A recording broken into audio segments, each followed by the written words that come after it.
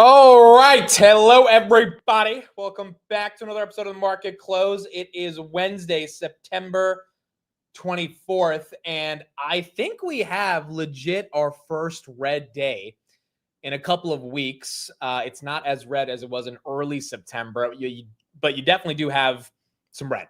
You definitely do have some red. The leading red candidate of the day outside of the S&P, which did get at one point down almost 1%. Now it's kind of recovering down about 0.4%. Is this bad boy, BMNR. Nasty day for this one. I did buy 50 more shares at 52.80, 51.77. So obviously underwater on those shares. That's down about 5% of the day. The sad thing about this is it's down 15% of the week, which quite frankly, again, given Ethereum fell from 4,800 to 4,159, does make sense. But that one is down. And so you got some red. Now, at the same time, Tesla's up 442. I don't think there's any sort of fundamental news on Tesla, at least nothing that I've seen. But Tesla's green. S&P is not really that crazy of a sell-off. We did get to 659.67 at one point. Now it's at 660.85. That's down 0.36. Hoodie did cross 130. Now we're back at 126.85. SoFi down 2%. Can't get its way back up to that $30 range. Grab down from 640 to 624. I mean, relatively mixed and or flat day across the board. Definitely would throw in some red into a variety of names like a Reddit or like an Amazon. But then you got a Meta that's green, a Salesforce that's green, and then a PayPal that's green. Even if an Apple and Amazon are both down 1% on the day. Open Doors up 15%. That is because of the new home sales. We talked about that in the morning. 800,000 sales, up 20% month over month in the month of August. The expectations were 650,000. So obviously the massive amount of home sales is leading the market to at least be excited about something like an Open Door. But you got a lot of other names that are down. Now the energy thesis has started to proliferate more and more. Iran continuing to hold 14%. At one point, it was at 49. You got Bitfarms right here. That's up 8% on the day. CleanSpark, Hut 8 Mining, all those other Bitcoin miners that have now transitioned into data center plays, they are still green. CleanSpark up about 3.7% on the day. Nebius got upgraded to 206 today. It's at 112. It hit 114.85. So the energy theme has been relatively strong throughout the entire day. Big tech and crypto is what's taking a little bit of a beating. And again, I struggle to even say it's a massive sell-off because, I mean, it's red, but given the past couple of weeks we had, you would expect there to be a little bit of a pullback. Here's the heat map for what we have. As you can see, Google, Apple, NVIDIA, and Amazon are the ones taking it on the chin. Financials are green. Tesla's green out of all the names. And then energy and industrials are slightly green. Everything else is just kind of red. And that's kind of what we're seeing right now in the last couple of minutes as we get into the end of the day. I am not muted for those trying to think I'm muted. I know I'm not muted. Now, if everyone said I was muted, maybe I would hesitate, but only 2 of you guys played into the joke. If it was like all 100 of you, then obviously I would have thought I'm muted, but I'm not. So you guys got to try harder than that if you're going to get me 3 times this week. You already got me 2 times. Tesla right there. 443. Let's listen to Liz Young. It has been a while since we've heard from her and get her thoughts on what's going on in this AI revolution. Again, a lot of the talk is, hey, is this a bubble? Are we topping out? I don't think anyone fully knows the answers to that. I think most people will be proven right long-term to just be long AI. But you do have some fears in the market, and that's probably why we're seeing a little bit of the sell-off as we get into the end of the day. We're too high, it's too expensive, it's gone on too long. And then there's that quote that we hear all the time, bull markets don't die of old age, right? Just because it's been a long time doesn't mean it has to be over. So what do I see? I see a market that has continued to be excited about this AI, we'll call it a revolution. Hat tip to Dan Ives on that one. Deservedly so. Yes, this right? AI revolution, and that maybe it's still pretty young in that life cycle. Now, is there more room for it to run over a long-term period? Yes, absolutely. I think there's more room for it to run.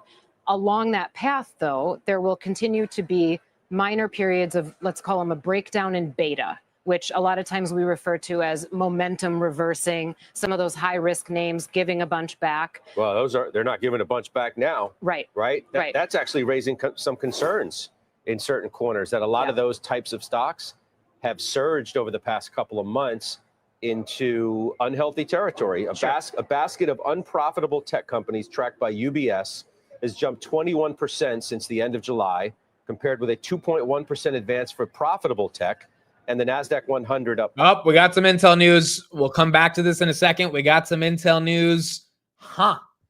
Intel has asked Apple to invest in it as a part of Intel's comeback bid. Whoa. There's that green candle on Intel. Intel now very close to 52-week highs, just like 40 cents away. 31.36. That's up about 7% on the day. This is interesting. And the reason this is interesting, and I know a lot of people might be thinking, like, what? Intel's asking Apple to invest in it? Like, that's not how this works. Well, when Apple needs to make sure they keep a good relationship with Donnie T, and last time I checked, one of the latest shareholders of Intel is Donnie T. I mean, you might have an argument for Intel to tell Apple, hey, if you want to keep things good with Donnie T, you should support an American company, given you guys are making all your stuff in China. We're actually building fabs in the United States. Throw a couple billion at us, not that big of a deal, right? I mean, it's not that crazy to imagine that's the logic of how Intel's. I mean, dude, who knows? Maybe freaking the United States government is telling Intel that they should pursue Apple as an investor. There's a lot of elements to this story right here, but Intel going up on this, Apple slightly down about 1% on this news.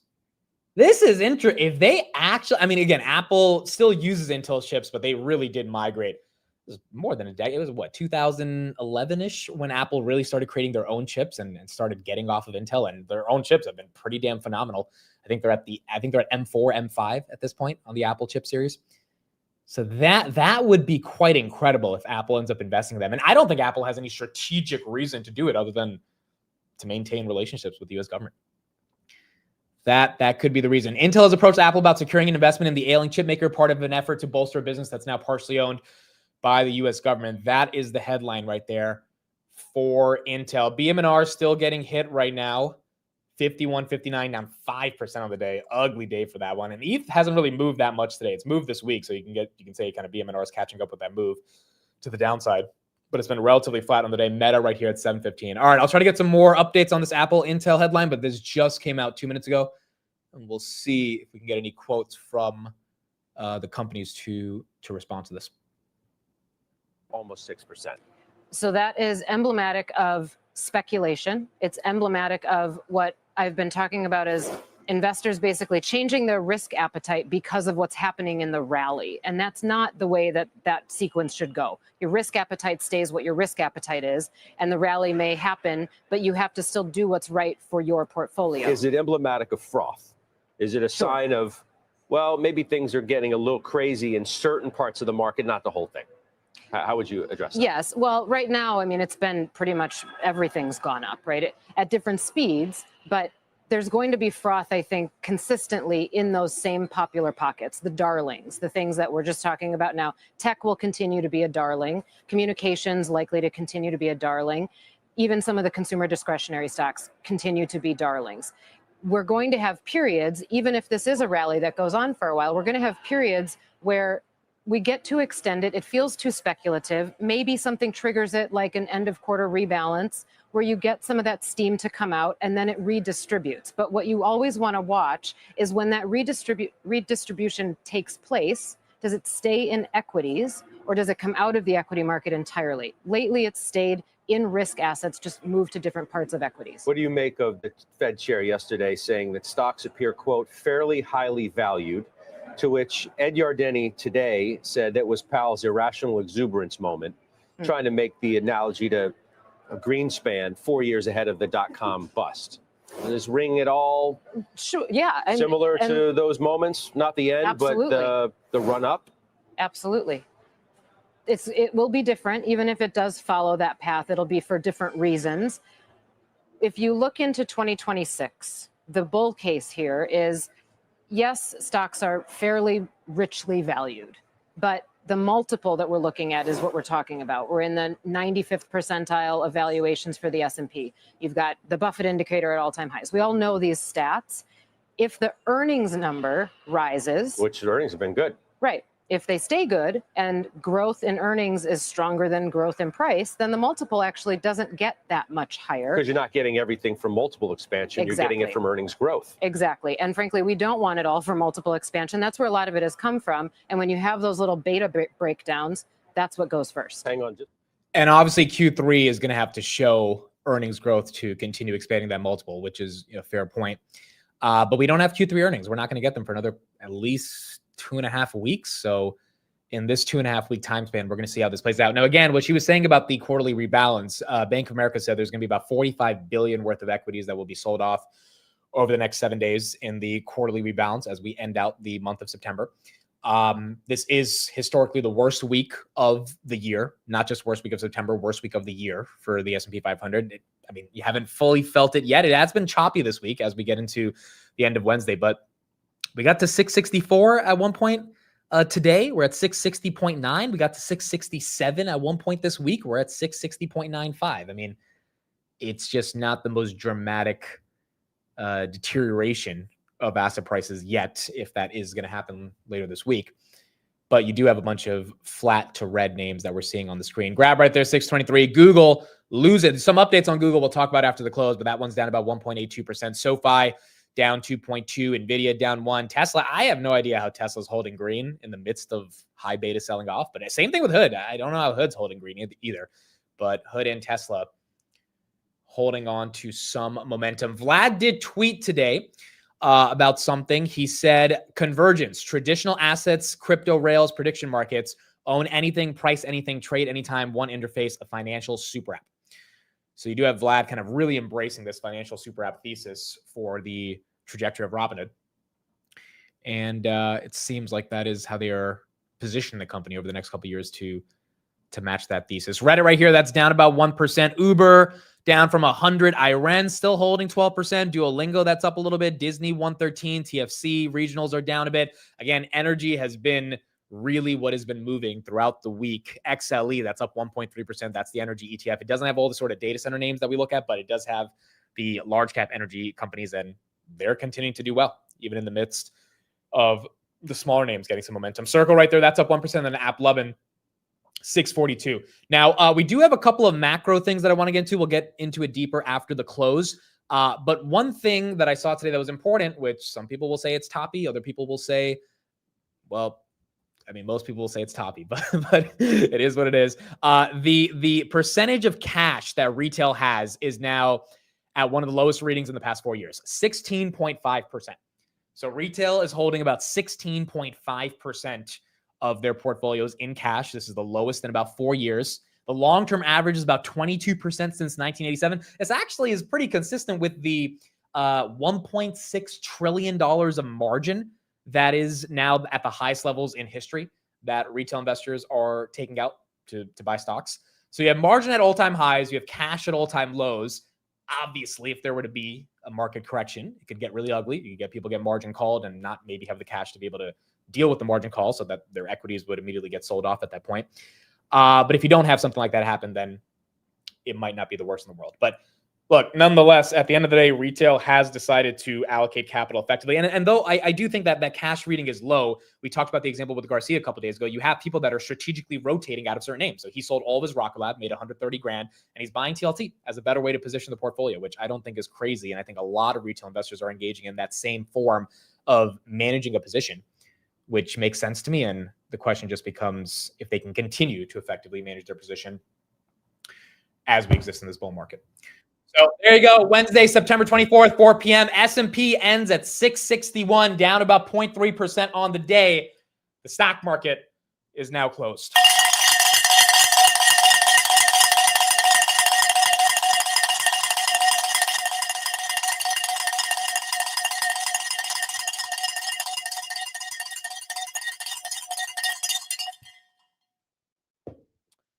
All right, there we go. We are done for the day. It is Wednesday, midway through the week. We got 2 more days left, and we are officially done. Hoodie, after touching 130, ends at 126.85. S&P actually a pretty damn good close, dude. 661.34. It was down $2 on the day. At one point, it was down $5. So the fact that it actually got a little bit of recovery towards the end of the day, not too bad. Grab right here, down about 1.74%. Google at 247, SoFi 28.47, Amazon, which I am now long, bought at 222, stocks at 220. That's down about 0.19% on the day. Meta's up 0.7%. Salesforce is up a little bit. PayPal was up a little bit. AppLovin was down 1.4%. Again, AppLovin, Hood, both of these names that have been just doing incredible over the past couple of weeks. So it makes sense that they're giving back a little bit of the gains. Pinterest down 7%. Looks like something might have happened with Pinterest. Circle right there down 0.7%. And then Iren and the other data center plays really ended up having a good day, even with some of the sell-off up 13% for Iran. Fubo, I know September 30th is the vote. That's down 7% on the day. I do not know enough about the merger, their deal with Hulu and Disney, but I know this is a big stock that a lot of people care about. That one is down about 7% on the day, and I think in about a week, you're going to get a lot more clarity on what's going on with Fubo. Baba, 176, that's up 8%. Baba crushed it today. All the Chinese names, absolutely incredible. They announced a ton more of CapEx investment. They announced another collaboration with NVIDIA. They announced a new release of their Qwen 3 Baba LLM. I mean, just a lot of positive AI announcements that the street wanted to hear. And then Tesla, one of the greenest names of the day, 442.9. That was also green. FLNC, this is another energy name, Fluence Energy. I don't know that much about them, but volume was 13.7 million. It has energy in the name, potentially being rumored as a data center play. That one goes green, up 11.75. You have a lot of people just throwing money at anything that they think is associated with data centers in a meaningful way, and that's leading to some momentum. Oklo did go down 8%. This was up like 100% for the past month, so it makes sense that that one's taking a breather. Same thing with Nano Nuclear. That was down 8%, and then SMR, NuScale Power, that was also down 4%, so a little bit of transition outside of nuclear. SLNH, Solana Holdings, we talked about this a couple days ago. That was up 56% on the day. There you go. That one is green. I know a couple people sent a super chat. They were excited about this one. I don't know if these names are super serious in their ability to like be legitimate companies that participate in the data center space, or if it's just a thing of the moment. And we're going to find out, right? And based on your risk appetite, you can either speculate on it or trust in that vision. These are very small companies in the public markets. I mean, $100 million valuations. Most startups that are backed by VCs are worth more than 100 million. So you really are taking a risk on some of these, but if they do end up playing out as major data center plays, then obviously there is money that can be made. SLNH right there, that's up 55% of the day. What did Lithium Americas end the day at? That one, 94%. 94%. That one's green. Again, this one being potentially courted by the U.S. government to have a 10% equity stake. Intel, is that one still holding on? Intel up 7%, 31.36. That one's still holding on the rumor that Apple will potentially be making an investment in them. Now, A-Lab got downgraded today by Mizuho, and that's why that one took a hit of 10%. I don't know it would take that ugly of a hit, but ironically, the NVIDIA-Intel partnership was a reason why Mizuho downgraded them to 185, I think was the downgrade. And that's why that stock took a 10% hit on the day. So there you go. How about Quantum? How did Quantum do today? QBTS 28, basically all-time highs. Not too bad. It hit 29.17 at one point. Rigetti, that one continuing to do its thing, 31.57. And then IONQ also doing well. Well, that was down 2%, but still in the 70s. There, you know that viral clip of Shkreli debating Shai on Quantum? It's like, for some reason, going viral again. I don't even know like how it popped up. Maybe because more people are thinking about IONQ. But like the problem is like as great as he sounds in the clip trying to clown somebody on Quantum, like he's out of the short because it didn't work. He was talking about this when IONQ was 40. Now it's at 73. So like a lot of the short just didn't work out, even if his thesis on Quantum theoretically could be correct. And so a lot of people have gotten their face ripped off trying to go short Quantum, as that one just did not play out in a meaningful rate. Roblox right there, 133. Axon was down 10% on the day. Really? Huh. That's what you don't see Axon go down 10% easily. I'll see if there's any news on that. They create body cameras. They sell a lot of them. Axon to acquire Prepared Boost AI-powered 911 communications. Okay, they acquired a company. Market doesn't love it. They usually don't love when someone acquires a company. They're acquiring 911 communications company Prepared, strengthening the public safety ecosystem. Okay, so this is a good reason it's down 10%. This is just the market selling it off because they're spending some cash, but not a bad thing for them to sell that cash or to use that cash. Okay, there you go. Not too bad. Let's get into some of the other headlines we got, and then we'll keep going from there. Jet says, I sold half my position in holding 20K shares. SLNH, we'll see where it goes. All profits now. Well, it's house money, right? So you took out your initial, which is not that bad. And that is good. Synopsys collaborates with TSMC to enable 2D and 3D design solutions. Let's see if those stocks are moving. Synopsys, that's down about 4% on the day, not really moving after hours, a little bit of green, and then TSM also flat at 0.26%. SFIX. Do we have earnings for this? Stitch Fix? Wow, 22%. Okay, so this is a company. I didn't know they had earnings. I'll get the results. This is a company that is like your digital wardrobe consultant. They like use AI to help you figure out your style, and then they deliver you the clothes themselves. So it's kind of like an all-in-one platform. This stock has, relatively been dead for the past couple of years. I think it was a 2021 era company. Yeah, I mean, it's down 62% all time. Went public actually in 2017, got to $95 in 2021, and since then has been a dud. But it's moving in the after hours. I didn't know Stitch Fix was still a thing. Yeah, apparently it is. And it looks like they've got some results that the street likes. EPS, 7 cents they lost versus 10 cents. That's green, beat by 30%. Revenue, 311 million versus 307 million. They beat by 1%. Beat on the top and the bottom. Stock is up by 25%. Okay, there you go. I did not know Stitch Fix was still a thing, but I guess it is. So that one is green. Yeah, I forgot they were a public company, bro. Yeah, this is their website. Look at it. You literally go on and then you like take a quiz and it matches you with the style. Then they deliver you the clothes. So they make money on the clothes. They make money on like the subscription, I think, that you pay. And that's kind of how they do it.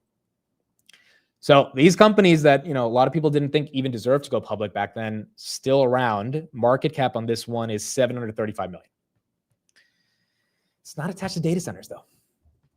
It's not attached to data centers. Intel, 3152, still running. 3152 on Intel, up 7.6% after hours. That one is still green. Amit could use Stitch Fix. To be honest, probably could. Probably good. Rich Tech Robotics, was that down on the day? Rich Tech Robotics, that was down 7.8% on the day. Again, a lot of these names that caught a little bit of a bid over the past couple of days now starting to sell. Even Oklo, caught a big bid to 145, now selling off as well. But they also had some big runs. AMD down a little bit after hours, and then SoFi, 28.55 is what we've got on the day. All right, let's get into some of our headlines and keep going from there. Paco, thank you for the super chat. Should we buy more BMNR? It's a great question. Again, I will give you the same answer. It comes down to how bullish you are on Ethereum. I did buy a little bit more today at 52.18. I think you really do have to be bullish that Ethereum and the story on Ethereum continues to play out. And if you are bullish on that thesis, you have to understand why BMNR is a form of leverage against that. And you have to be willing to deal with the volatility. As long as you're willing to deal with the volatility of it going up and down, then I think, yes, it's not the worst form of exposure to ETH. But, if you don't want to be in something super high beta, then just buying Ethereum also. Like if you buy BMNR without knowing what Ethereum is, it's tough. Because when days like this happen and it's down 10% and you don't understand why, it is going to be a little ugly. And so I think it really comes down to how much you like Ethereum. Well, let's just get into this as our first topic. Here's a clip by the Bankless guys talking a bit more about the trajectory of Ethereum, and then we'll keep going from there. But having this type of level of conviction is really important getting into BMNR. If you're playing the productive asset rev game, if you're kind of like a corporate company type chain with a project, you're not trying to be a credibly neutral infrastructure.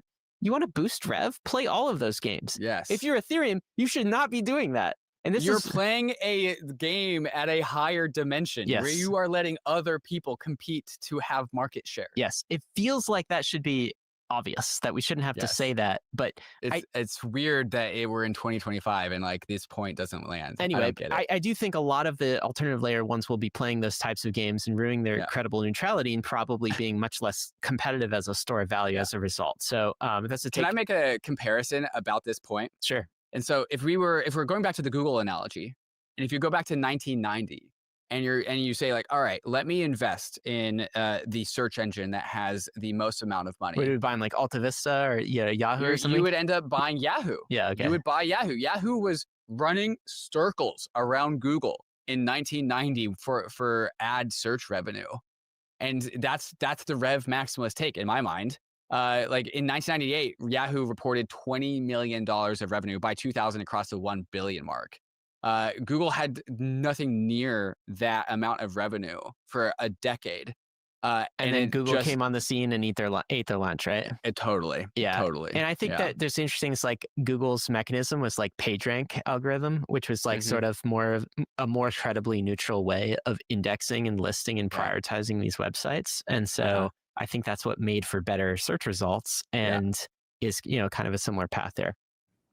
The argument being essentially there's a lot of blockchains that are out there. There's a lot of blockchains that are vying for people's attention. One of the most important things when evaluating a derivative treasury company based on the winning blockchain is figuring out which blockchain not is making the most money, is having the most usage and service, which is what was happening to Google, even if they weren't monetizing as well as Yahoo. And as we can see right here, total stablecoin market cap just hit an all-time high of 294 billion. I showed this morning that 180 out of the 294 billion of this stablecoin market cap is on Ethereum. I mean, so like that in and of itself, to me, if you understand a little bit of the stablecoin thesis and then what role tokenization will play, it's enough to be like, okay, so Ethereum probably is the winner long term. It might not be. You could be wrong on that, but if it is, then a leveraged bet against it hopefully should do well. And just dealing with the volatility of that, I think, is very important. S&P 500 right there, 661.54, NVIDIA 176, Tesla 442, BMNR 52.22 is what we have right now. Intel still moving. I can't find any coverage on this Intel Apple thing outside of the basic headline. So I'm going to see if we can get some updates on that. But as of now, the headline is Apple will invest. I mean, we could do a poll right here in the chat. Do you think Apple would actually be willing to make the investment? I think just off the sheer necessity to keep relationships with Trump strong, that Apple would invest. Would Apple invest in Intel?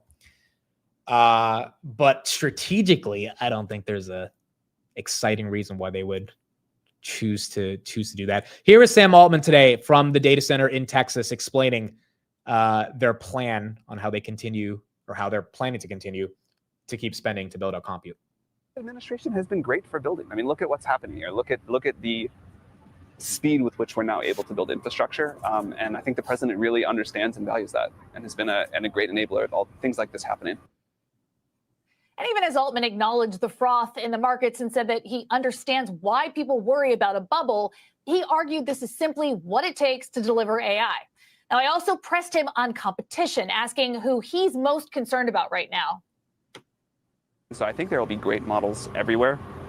I think a lot of people are going to win big. I think this space will continue to evolve. I don't have like one competitor that I'm like, this is the one. We have a lot of extremely well-funded, extremely talented teams trying to do our thing. Now, Altman may not be singling out one rival, but we did just see his biggest backer, Microsoft, moving to add Anthropic's model into Copilot, expanding beyond OpenAI. Guys? Mac, thanks. Now, again, I don't think it's the biggest deal in the world that Microsoft's using Anthropic. You would imagine at some point, I mean, Anthropic's models are pretty incredible, especially when it comes to coding. So you would imagine they add them into Copilot eventually. But it does say something for them to add that versus just boost up their ability to keep leveraging the partnership with OpenAI. So data center build out continues to happen. It is quite interesting when she asked, hey, what do you think about a bubble? And Sam Altman said, this is just what has to be done in order to keep building out AI as much as we think we need to do it. Again, he put out that big letter yesterday that said we need a gigawatt of energy created every single week. I mean, that would be crazy for us to even think we could build all that out. And there would be a lot of investment opportunities in the meantime to get that to happen. But it's not going to be easy. And in the midst of that, you probably will get some froth across a variety of different sectors as that tries to play out. But the data center CapEx trend continues to be strong. Here's another update that came out this morning, or actually towards the afternoon. Day trading is about to get easier for smaller retail investors. So the Financial Industry Regulatory Authority, aka FINRA, has approved amendments that would replace the long-standing 25,000 minimum equity rule for pattern day trading. The change is pending approval by the Securities and Exchanges Commission. Basically, you'll be able to trade even if you don't have 25,000 in your accounts as a day trade, which obviously is very beneficial for people that like to day trade. Right now, you need at least 25,000 in your account. Look who's calling, folks. Steve, how are you? Good. How are you? Good. I'm live. Of course you're live. Why wouldn't you be live? That's true. It's 4:15. It's the market close, so we got to be live. I didn't realize that you were already live, actually. Why? Did you have to tell me something privately? No, I was going to ask you a question, but I can ask you later tonight. No, ask me. You can whatever you got to say. It's No, it's fine. no, you can say it in front of me and my people. That's fine. Yeah, it's all right. I did buy more NVIDIA and BMNR today. Dude, BM&R tank today. How far down did it go? I think I bought it at 52, 53. I bought it at 52.80. It's it got to 51, but it's at 52.20 right now. Okay. All right. Well, I left some in the tank for tomorrow. Yeah, pretty much. I'm assuming you're walking through the city right now. Yeah, I mean, I didn't feel like fighting with UN security and Secret Service and NYPD today. So I parked away from the office and walked to the office. That's a good. Oh wait, so are you about to get to the car or go to the office? No, I'm walking to the car. Okay, let me call you back when you're in the car because it's kind of hard to hear you because there's a lot of wind. Send me a link. I'll just. Yeah, just join through your phone in the finish car. the job. Yeah. All Okay. right. Cool. I told you guys, Steve literally called me last night to see if I was awake while I was watching the movie, and I was like, "Bro, I'm awake, but I don't know why I'm awake watching this right now. I don't get it. I don't get it." All right, so we'll have Steve join in a little bit and get some of his thoughts. Intel right here, 31.45. Still no coverage on what's going on this one. However, you do have the TikTok deal that is officially going live tomorrow. At the White House tomorrow of this TikTok deal that's been in the works now for about a week. No details from Caroline Levitt in terms of what's in the deal. NBC News separately has spoken to a senior White House official who offers some details of what it is exactly they're going to be signing tomorrow. One new item that hasn't been reported before, which is interesting, this coming from a senior White House official to NBC News, that ByteDance, the former then parent company of TikTok, would choose only one director of the 7-seat board and will be excluded from the company's security committee. The other details here that have been offered up by the White House to NBC are similar to what's been reported so far. TikTok's U.S. operations will be run by a new joint venture company. ByteDance would hold less than 20% of the stock as required under the law that was passed earlier this year. The new company would be majority owned by American investors and operated in the United States by a board of directors with national security and cybersecurity credentials. Oracle will be TikTok's trusted security provider in the partnership with the U.S. government. The White House has said that the U.S. government will not take a board seat. That had been. Dude, what a deal for Oracle. Oracle's down today because they raised like $15 billion of corporate debt. But and it started to recover. It was at 300, now at 308, so not too bad. Still down about $5. But the fact that they ended up snagging the top seat on TikTok. TikTok's a big platform, dude. It has 150 million Americans. One could argue it's Zucks did announce today that there's 3 billion people using Instagram globally. One could argue that for the youth, TikTok is way more culturally relevant than something like an Instagram. I mean, most youth honestly don't even watch YouTube as much as they watch TikTok. So there is an argument to say that is super bullish for Oracle, and they have the entire cloud computing business for Intel as well. Here's an update from for TikTok as well. Here's an update from Gemini. So one of the leaders of Gemini at Google said Gemini just passed 5 billion images in less than a month. What a ride, still going. Latest trend, retro selfies of you holding a baby version of yourself. You can't make this stuff up. 5 billion images in less than a month is wild. And then you had your boy Sundar quote tweet that and say, actually make that 5 billion in one. Dude, they're having fun with this.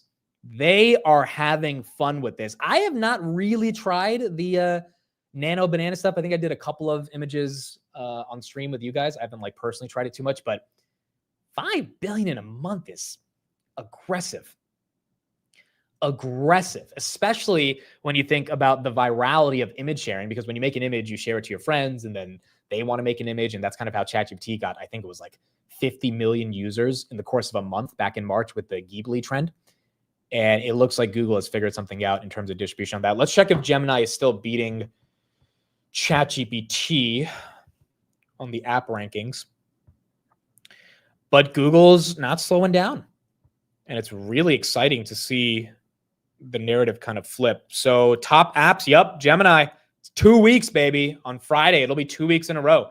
Gemini, ChatGPT in the United States, at least Threads, Google. Those are your top 5. You have TikTok at number 12. X is at number 17. Instagram's at 22. And those are kind of the top apps that we see,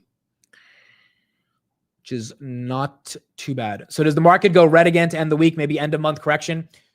I would not be surprised if we have an end of month correction in September. I think all of us would probably be like, yep, that likely was going to happen.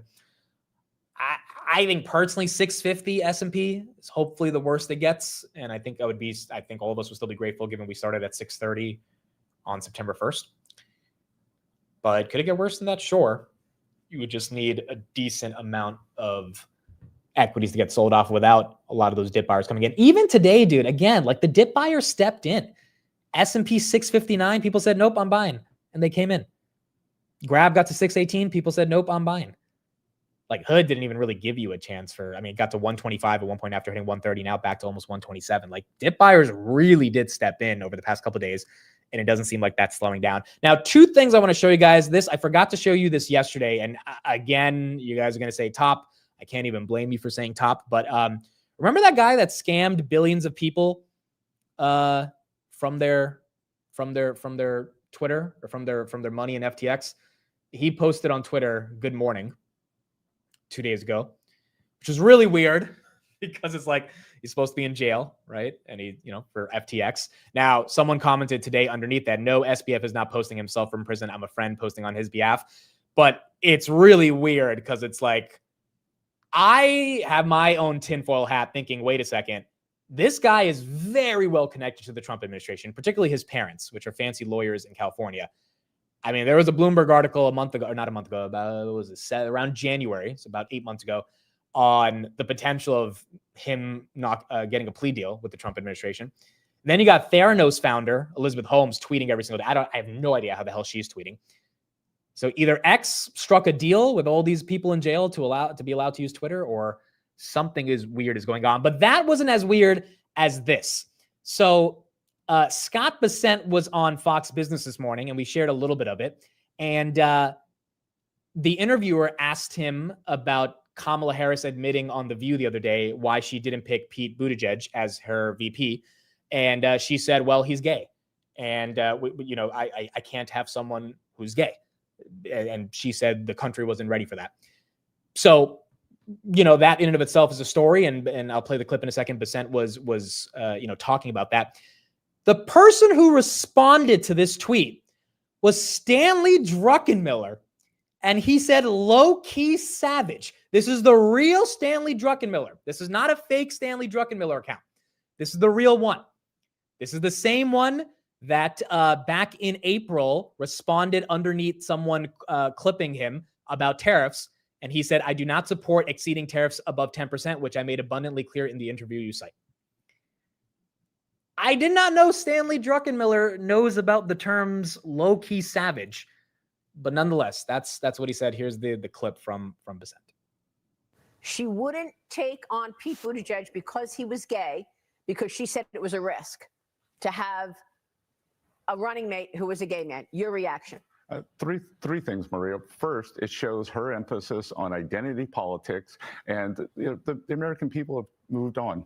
2, it shows how low regard she holds the American people, that she was just a terrible candidate.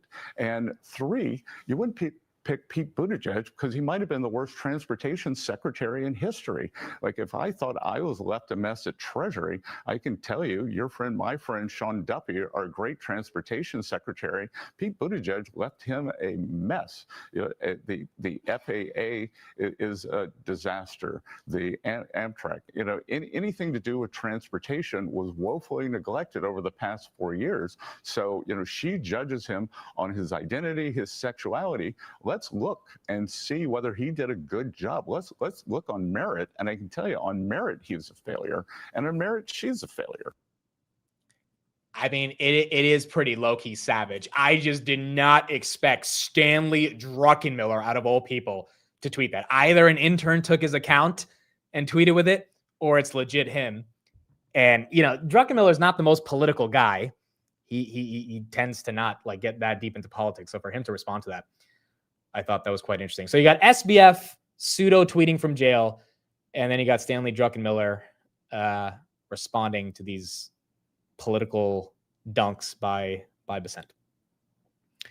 So two things. I mean, you can interpret them however you want, but it was kind of weird to see both of them pop out over the past 24 hours. Still don't have any coverage on Intel and Apple.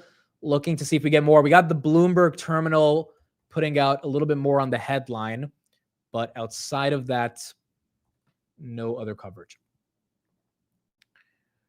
Falling Knife, thank you for the $200 super chat. Dude, SLNH, it's working for you. I know you called it out a couple of days ago on the chat, I think at like $1.30. Now it's at $3.30. So congrats. Definitely has done very well, up about 40% on the day. And, you know, in this environment, if you're poised to be part of the data center revolution, you're catching a bid. It's quite incredible to see how many names, if you just have energy in front of you, are going to get a bid. FLNC, this one up 10% based on that. EOS Energy, did that break out today? That one 7%, broke out a little bit today. Chevron and ExxonMobil can't really catch a massive bid, but these smaller energy names are catching bids. CNBC talked about the Intel Apple. Okay, let me see if I can get some coverage from them. Dude, if gay people can't run for office, then I'm gonna have a hard time becoming the president one day. I mean, that's not gonna be the easy. Now I'm just kidding. Just kidding. See, I'm comfortable in my sexuality. That's why I can make that joke. That's why I can make that joke. Okay, I don't see any coverage on Intel Apple. Nothing yet. They're talking more about China. I mean, let's get a little bit of an update on the Alibaba stuff, but don't have the Intel Apple stuff here yet. 3 years that the cloud unit will open data centers in Brazil, France, the Netherlands as in 2026. And the company unveiled an updated large language model as well. The bullish outlook emboldened tech analysts who have been describing Alibaba as a serious global competitor, such as DGA's Paul Triolo. He told me the unique combination of Alibaba's huge data sets from multiple business arms, so e-commerce, logistics, with the recent release of advanced open source AI models and in-house ASIC chips means that Alibaba can essentially go head to head with Google in the AI data center and cloud services space. But there could be other reasons that we saw a lot of activity in Alibaba's share. Okay, so the same argument around the NVIDIA Alibaba tech investment. That one leading to Baba being up. No updates yet on Intel Apple, but we will see. Very curious how Tim Cook responds to this. And he's going to have to really be strategic with if they end up making that investment. Open Door is running after hours. Open Door, yeah, you got to move. 23% during the day. Open Door after hours up 7%. It was up 16% during the day. I think it's possibly on a headline that Jane Street has taken a stake in Open Door. Now, granted, Jane Street, Citadel, all these guys have to own. Yeah, they own about 5.9% stake. So I don't know if they needed to own this much of Open Door because all these like big institutions, Vanguard, etc., they have to own shares of every single company as a part of how they engage in market making. But 6%, I don't know if they needed to own that much. So maybe this is one of those things where they actually did want to buy in, and this is a good institutional buy after two major institutional sells. You had about 40 million shares sold over the past couple of days, and it looks like Jane Street has disclosed a 44 million stake, 44 million shares, which is about 6%, and that's what's getting Open Door to move higher, up 7% after hours. So there you go. Guys, I'm not actually gay. That's a joke. It's a joke, okay? I'm leaning into the. I'm joking into the strength. You're buying into the strength. I'm joking into the strength. But you guys can assume whatever you want to assume. I mean, I'm not here to change people's minds. But it was a joke. It is funny though because Bessent is gay. So for those that don't get like the real punchline of that video, Bessent's gay. So when Kamala's over here saying, "Oh, I can't be with Pete Buttigieg because you can't have a black woman and a gay person, a gay man, try to become, the president, vice president," Bessent's like, "Bro, I'm gay and I'm the Treasury Secretary. It's not about if you're gay or straight. It's about are you competent or not." And his argument is Pete Buttigieg and Harris aren't even competent versus focusing on their, the sort of sole purpose of their identity, which is a lot of the critique coming from the right on the left in terms of identity politics. S&P 661.50. That one still red after hours. It's okay, Amit. We understand. Bro, so closeted he doesn't pronounce the G in strength. Okay, that's a funny one. That's a funny one. Where is Steve, bro? This guy always says send me the link and then takes. Did he stop to get pizza or something, bro? He said he was walking to his car. He's still not here. I'm in the Netherlands. We have several politicians being gay. Not a problem. Dude, we have several congressmen and representatives that are gay. Like, it's not as taboo as it was probably in the 80s or 90s. But, like, the difference is, do you focus on that as kind of the core basis around political discussion? Or is it just like a part of people's identity and you acknowledge and move on? And I think that was kind of Besant's main point. Here were the top 20 stocks traded in the options market. Tesla, Nvidia, Opendoor, Intel, Apple. Intel, Apple, quite funny that both of those are 4 and 5, given the announcement we got after hours. Then you got Amazon, Micron, Baba. How did Micron end out? This one was not a good day, I think. Wow, Micron down 3%. So Micron wasn't even able to hold up throughout the day. Palantir, AMD, Iren, iBit, Rigetti, JD, Riot, Lithium Americas, MicroStrategy, CoreWeave, Marvell. And then Freeport McMoran. Has anyone ever heard of this? FCX? That's a new one. I haven't heard of that one before. FCX. Freeport McMoran down 17%. $50 billion company. Gold and copper miner. They were gold and copper miner. I guess they had a crappy earnings. I guess they had either a crappy earnings or a crappy headline. 16%. Yeah, this stock doesn't. They pay a dividend. They probably don't move like this. They do pay a dividend, 2% divvy. All right, so this one's not a mover. That's super volatile. That's an ugly day for them. It's down about 16%. Lower their outlook. Did the copper ETF get hit because of this? No, copper ETF was green today, 4%. Wow. Okay, so that seems specific to Freeport. U.S. opens new national security tariff probes into personal protective equipment, medical equipment, robotics, and industrial machinery. Okay. A little bit of the tariff headlines coming back. Cure was up 250% of the day. I didn't even look into exactly what disease they're. I think, correct me if I'm wrong, I think it's Parkinson's is one of the things they were focused on, and they had some really good data today. I could be wrong on the exact disease, but that one up 260. Skrelly still thinks it's a 5x even from here, 5 to 10x, given how good the data was. And I think, you could definitely trust Skrelly on his biotech knowledge. Question is, would you buy in after it's up 250%? I don't know. That's a little tough to do. Again, this is the video that's going viral around Skrelly. We watched this like a couple of months ago. He's been wrong on the quantum short, but this is the video that's coming back to life right now about quantum. I think you've been short a lot of these quantum names 70% ago. So okay. Yeah, no, I'm going to make 100 million on this trade. You've been very wrong. You've been very wrong. So, and I'm adding more capital. When this you've been very wrong. No, it's fine. I'm raising capital to put more money in this trade. Sure. It's going to be awesome. When all the fraud is exposed, yeah, the IonQ CEO keep digging the hole you dug yourself in because you've been clearly wrong. The IonQ CEO realizes that his stock is so expensive. So what's he doing? Print stock to you. I'll print stock to you. I'll print stock to you. I'll print stock to anybody. I'll let you. I'll buy a Walmart with. Again, more slander towards Nikola, which is not slander. He's literally doing an acquisition every day. You called him a six. Oh, okay, sure. What's slander? He's doing an acquisition every day. Because he's building the quantum internet stack. That's how you do it. What is that? You make that up. Oh my God. When you're an early disruptor in the sector growth thing, you build. Let him make his point, and we'll go back to you. That's fake. There's no quantum internet. Can you connect to this quantum internet? Where is it? Martin, I need you to explain this to me. Okay, so regardless of that, I think he got out of the short a while ago because obviously the short hasn't been working in the right direction. IonQ now 73. As you can see, the chart has been pretty incredible this whole year. But from a biotech perspective, you do have a lot more people getting excited about some of these stocks that really are showing good data and that Scully thinks can continue to do well. S&P right there, 661. He got back in. He's back into shorting quantum again. I didn't know that. Okay, if he got back in, I thought he got out of it like a month ago. If he's back in, then that's probably why this clip is going viral. He probably got back in recently because I was like, why? I was like, why is I like 20 people tweeted this clip, and I'm like, why is this popping up?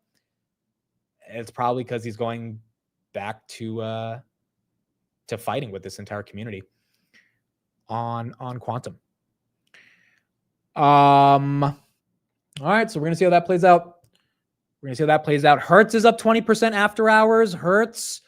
Ackman should be happy here. Do they have earnings? They've got to have earnings for this, or they have to have a deal, a big deal. Hertz. Wow. Hertz announces $250 million senior notes offering, and the stock is up 20%. That's weird.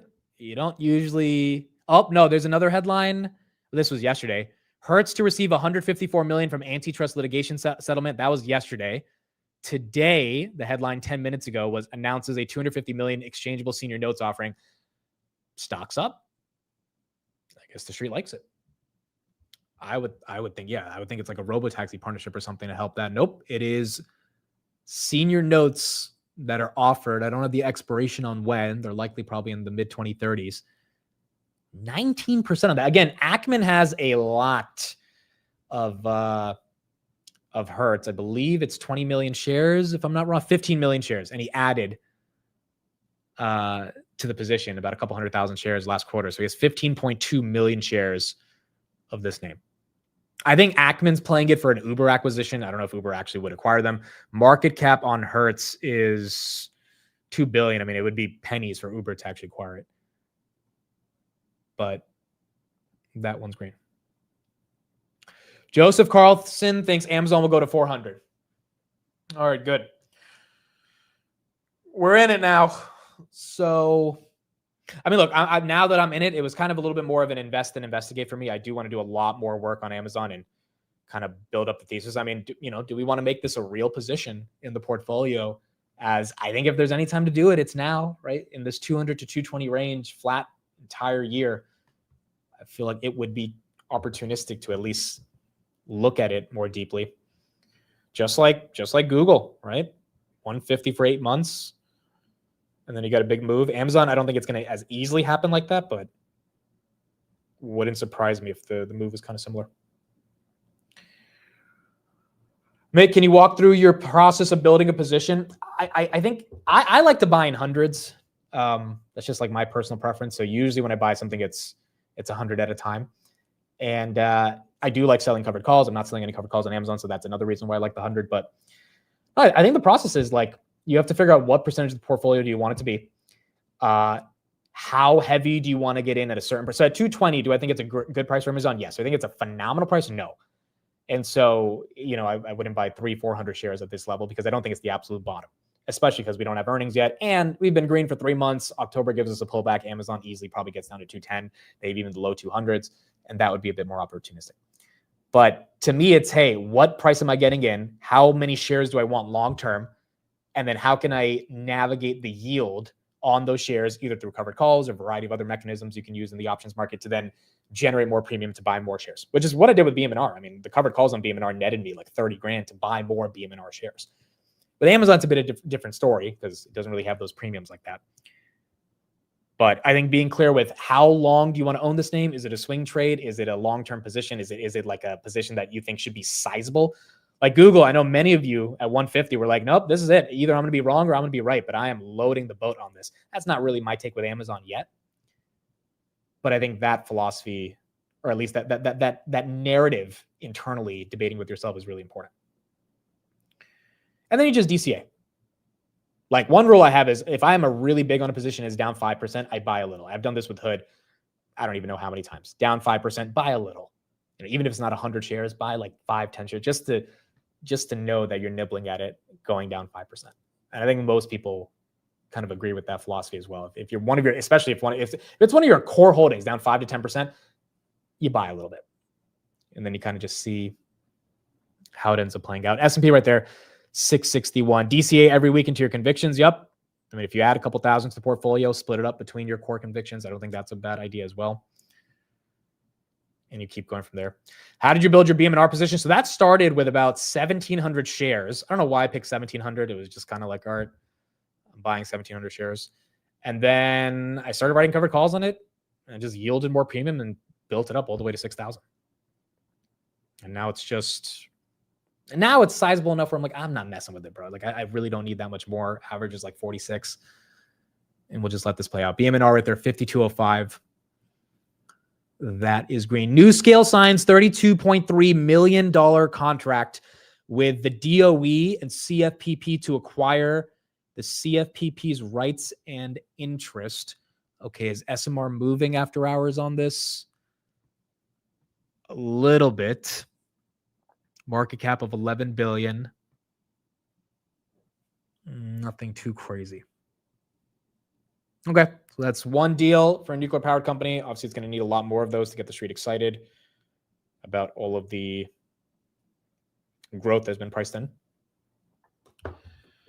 But you have that going green. Open, yep, still moving after hours based on the Jane Street announcement. 886. That is up 25%. I don't hold ASTS. I forgot to ask Chris if he still owns ASTS, because I know he had options on this. He bought at 25.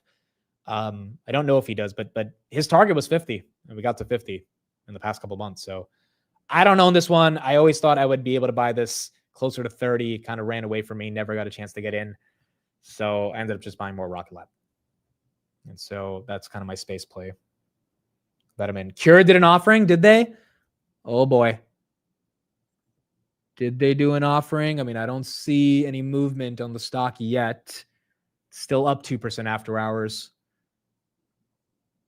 I mean, it would be pretty smart to do an offering. It's up 300% in a day. But so far, no main reaction to the stock. All right, what else? What else? What other headlines do we have? What other headlines? I don't think Steve's joining.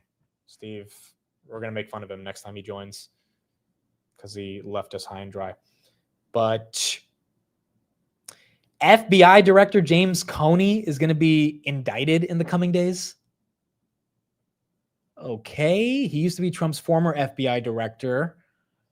That's a bit of a weird headline. I'll see if I can get some more updates on that and who exactly he's going to be indicted by. Here's our boy Dan Niles. Let's get his perspective on these new $100 billion deals that were announced by NVIDIA and OpenAI.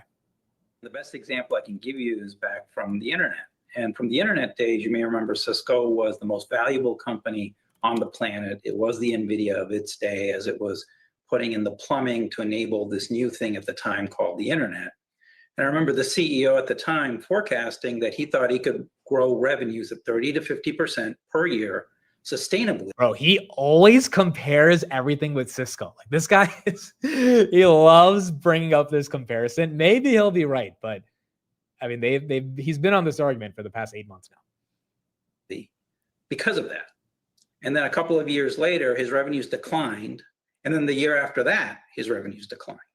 So you have to remember, these CEOs, especially if they're in the businesses they are, they're all highly optimistic. That's how you get to be the CEOs. You have this vision out in the future. But don't mistake fantastical growth forecasts as, you know, this is what is going to happen, especially the further out you go. So this is where age and experience, I think, does matter a little bit, because I know what you're talking about. John Chambers, who I interviewed many, many times at Cisco, and they were the biggest company in the world at the time. And I was there when the internet was being created. A lot of those companies went bust, and a lot of them went on to become the powerhouses that they might still be today. But Dan, I think you would agree with this, is that we have CEOs now, and I'm not going to name any companies now. I'm not out to get anyone, okay? But we have companies now that are saying things that they have no power over. In other words, I can talk about all the data centers I want, while the utility companies are sitting back going, oh, that's interesting, because we're the ones that actually make the power, and we're not sure how we're going to do it. Yeah, but to me, that's not even the relevant question. The relevant question is, are companies that are deploying AI generating revenues from it? So you can look at the MIT study that said, now remember, we're almost 3 years since we all heard about this thing called ChatGPT. And the MIT study that came out earlier this month said that 95% of corporations deploying AI are seeing 0% return. Bain came out with a study yesterday that said we're going to be about $800 billion short in terms of revenues to fund this AI spend by 2030. We talked about that yesterday. Again, these consulting firms, they come out with studies all the time, just like that MIT 95% of enterprises fail with AI study. At the end of the day, in the next 5 years, yes, there has to be an ROI. Bain has no idea if we're going to have 5 trillion of revenue or a couple $100 billion, but it's going to take a few years to figure out as we're building out all these data centers. So you either believe in this consulting firm that says, hey, we're going to fall 800 billion short, or you think, no, a lot of revenue is coming and you just have to kind of give it some time and trust the process and see it play out. One side is going to be right, but having the authority of it be a consulting firm and say, hey, like MIT says 95% of AI fail. It's like, I don't know if that's the best way to kind of make the decision on if there will be an ROI long-term from AI.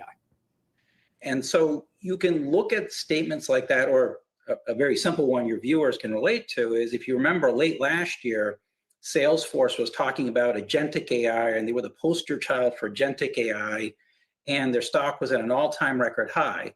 In August, the stock was at a 52-week low because this stuff's not getting deployed at the rate that the CEO there thought. So the revenues that you're generating from this, just like with the internet, right? You built out all this fiber, you didn't generate the revenues you needed, and then you had to go through a really brutal digestion phase after that. And I don't want to make any mistake. I am bullish right now for one simple reason. It has nothing to do with AI. It has to do with the fact that the Fed is cutting rates, and historically when that happens and they're spiking the punch bowl, as I wrote about this last Sunday, the market's going to go up. But I said you want to be invested in a broad market of stocks, not just 7 names associated with AI. And that'll take the AI names up with them. But I think in 2026, you're going to figure out that you don't have 20 companies that are going to win in AI, and people won't fund 20 companies that are all burning cash. All right. That's Mr. Niles' take. Folks, he ended up joining the stream. I didn't know if he would make it, but here he is. Steve, what's up? He's right. There's not going to be 20 companies. There's going to be like 7 companies.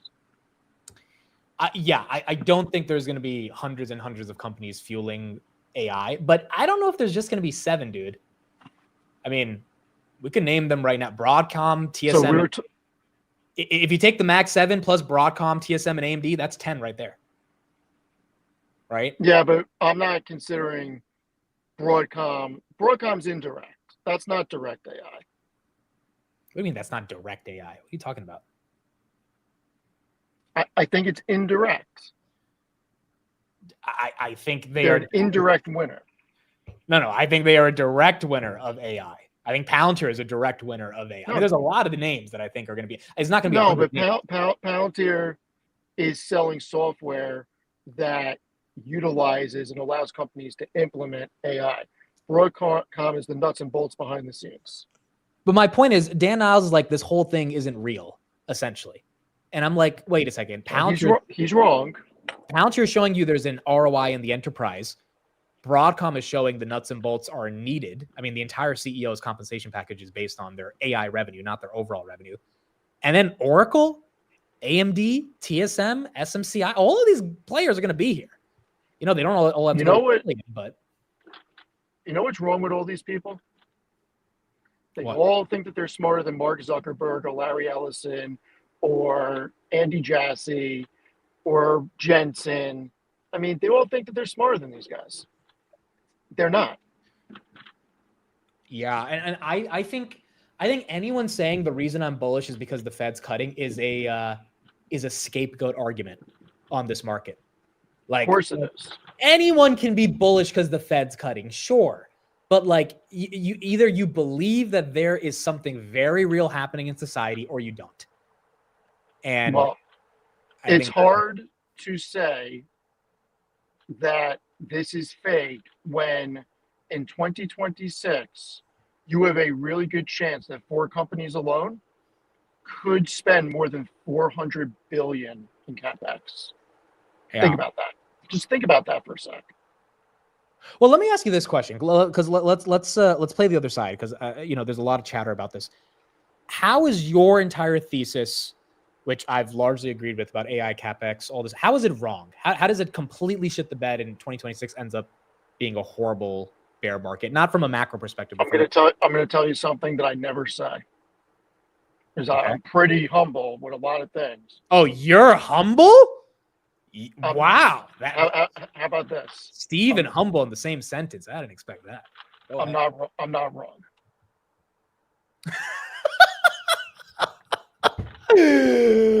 What a setup. I legit thought you were going to give me like a reason. No. Oh, well, yeah, Really? I'm going to give you a reason, but I'm not wrong. And the reason I'm not wrong is because these companies are increasing their spend quarter over quarter, and huge increases year over year when you look at the capex. Microsoft just said they are going to spend over $100 billion this fiscal year, and their new data center of $4 billion is going to be better than anything anybody has. Anybody who thinks that Alphabet or Amazon is going to sit on their hands and not do anything is mistaken, because they don't have a choice. And once again, you hear what Zuckerberg said. He would rather lose hundreds of billions of dollars than not keep up with everybody else and miss out, because he thinks that the opportunity is going to be that good. So why am I going to bet against the people? This isn't just one person. This isn't Zuckerberg going down a metaverse thing and he's the only one. Why am I going to bet against every person who has built $1 trillion company? Okay, but if you had Obviously, to they're right and we're wrong. But if you had to steel man, You can't. You can't. Oh, You see, can't. but see, There's no way to that's steel not- man. there has to be a counter argument to how this fails. There can't be. There isn't one that holds any water. I mean, because you can poke holes through everything. The only thing that you can say is you get to a point where they don't need to expand to train their models. But obviously, we're still in the infancy, because the promise, or not the promise, but the idea of what we're going to accomplish with AI, we're still in the infancy of it. And these companies are signing deals for gigantic new data centers and still ordering more chips than what they can get their hands on. And we're not just seeing it from NVIDIA. Look at Micron's earnings. No, I mean, look, it's not slowing down. I agree. I'm just saying, if we had to find a bear case, I think it would. I think I agree. It would have to be them not wanting to expand, which seems very hard given everything we've heard. Maybe an energy constraint, which I think that just means we're going to have more energy investments. Or the worst part about all this, there's just no ROI on any of this, which is possible. It's just in the early innings of this yeah, but no earning ROI cycle. for We the haven't seen that. No ROI for the time being doesn't matter, because these companies are still. Look at Alphabet's net income and free cash flow. I think their free cash flow is like 114 billion in the trailing 12. It's not like these companies can't afford these build outs. They're not tapping the debt markets to do this. That's free cash flow. They're taking the majority of their cash from operations, putting it into CapEx, and then they still have 80 to 120 billion in free cash flow left over. Like, these companies, you can't compete with them. And if we get to the point in the next 24 months where they're not expanding, guess what? They still have to maintain. They still got to replace chips when they burn out, and they still got to upgrade, rip and replace when the new versions come out. This may not be done anytime soon. And the only way that this is wrong is if these companies start decreasing what they're allocating toward CapEx. And at this point, we pretty much know that 2026 is going to be bigger than 2025. It's almost Microsoft just set confirmed. the tone. Yeah, no, I agree. It's almost confirmed. That Right, you have 2 out of the 4 setting the tone. Zuckerberg said it at the conference, and Microsoft just said it. So you have 2 out of the 4 confirming it. So, I mean, that's the only way you can steelman it, and it's not a good argument because it doesn't hold any water, because anybody who follows it can just blow holes right through it. I think it's fair. I think that's a fair point. Again, it's really hard to just bet against the. So why do you think so many people are itching to say it's all fake? Because they missed the boat and they want to sound smart when the market turns. You think that's the only reason? It's hard to say something's fake. I mean, well, what's a logical reason besides that? Like, what's legitimately a logical reason? See, I really don't know, because like some of the there's one of the former JP Morgan guys who doesn't work there anymore, but every day I read his tweets and he's just like, this is all going to crash. And I'm like, bro, are we listening to different? Like, I'm not trying to be some super optimistic guy. No, I'm like, here's why. I just think we're listening to different things. You have a bunch of people who think they know a lot about investing, but they're not willing to go into tech or these high flyers. And you have everybody on Twitter showing all their gains. I still call it Twitter. You know what I mean? X. Showing all these big gains, triple-digit gains in a year, and they're losing their minds because they're not in the same stocks, because they weren't in Robinhood or they weren't in Palantir. And I think you have these old school people losing their freaking minds right now. And they're trying to say it's too much of a consolidation at the top without actually looking at the numbers and realizing, well, there's a damn good reason why there's consolidation at the top. Because when you look at the profits, I'll guarantee you that the top 7 companies in the S&P generate probably more net income and free cash flow than probably the rest of the S&P. I don't know that for a fact, but I'd be willing to bet a little bit of money that that's an accurate statement. Considering NVIDIA generates Costco's net income in 20 days. I mean, I think that is a point that is a good point. You got a lot of these investing dudes that either the family offices they're consulting with, they said to stay on the sidelines, or their personal accounts have not been allocated to any of these names. I mean, look, I'm not going to say any names, but think about it. People we know are putting their freaking trades on X. They're showing triple-digit gains, and then a lot of other people are piling in. People are showing Open Door, people are showing this, people are showing that, and you have all these other people being like, what the fuck? They're in this as a professional, and they're not doing anything near it. And you have retail cleaning house. Dude, did you hear the day J-Pow cut rates, retail bought $4.5 billion worth of stocks that day? That's awesome. And the average inflow in September has been $4 billion by retail.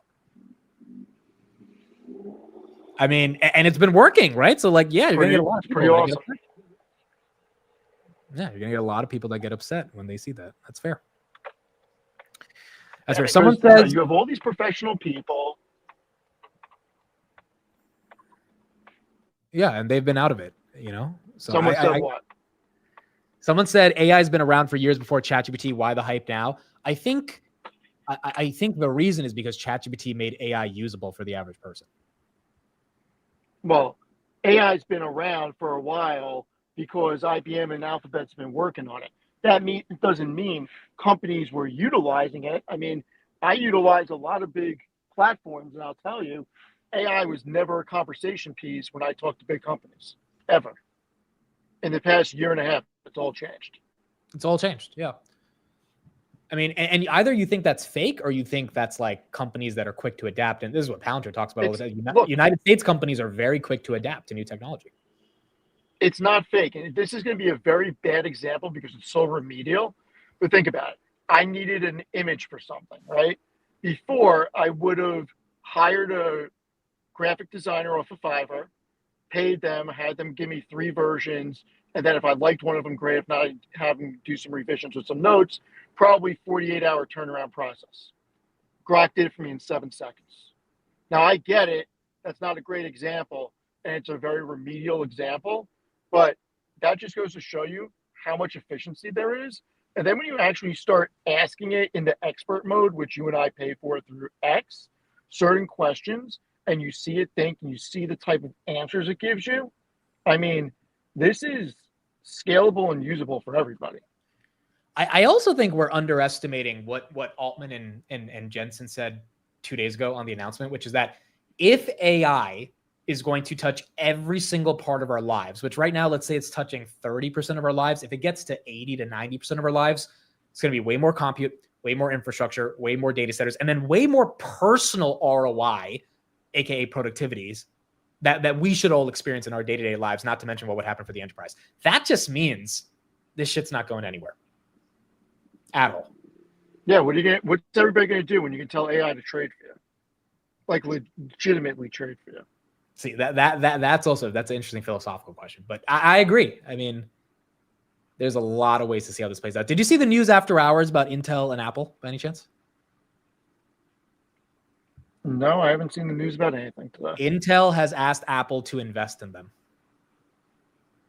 Of course, why not? Are they going on a roadshow? But okay, so I have as soon as I saw this news, Intel's up 8%. I think there's a legit reason Apple will invest. If you had to guess why Apple would say yes, of course. What's your reason? Of course, because they're gonna follow Uncle Donald. There you go. See, you and I are on the same page. I mean, look, if Donnie T is in Intel and Tim Cook wants to keep good with Donnie T, of course he's going to back the play. Of course, why wouldn't we? Strategic investment for national security, rub elbows. Of course. Also, a couple or the billion $600 billion we're going to Apple. invest. Yeah. Right, it's a couple weeks of free cash flow. It's a couple weeks. What do they care? Think about it. How much did you say? There's not a number, but I said like maybe 4 or 5 billion. Oh, 4 or 5 billion. Okay, 2.5 weeks free cash flow. Cool. Yeah, it's just so obvious to do this. Right. Like, well, dude, why do I keep getting all these spam calls? But this is why I'm on Do Not Disturb. And when I'm not on Do Not Disturb, I get all these stupid calls. This is why if Steve gets mad at me, I'm on Do Not Disturb. It's because when I'm live, I get these stupid calls and it like makes a noise. Okay, I turned it off. Anyway, yeah, I agree. It's a couple weeks of free cash flow.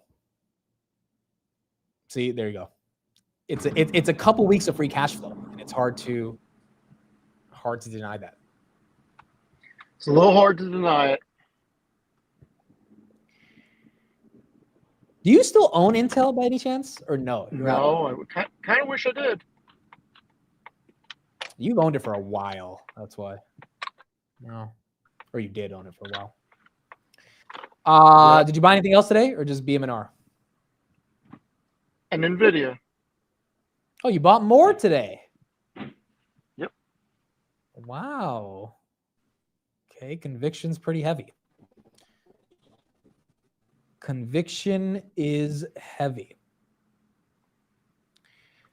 Yeah, I think it's going a lot higher next year.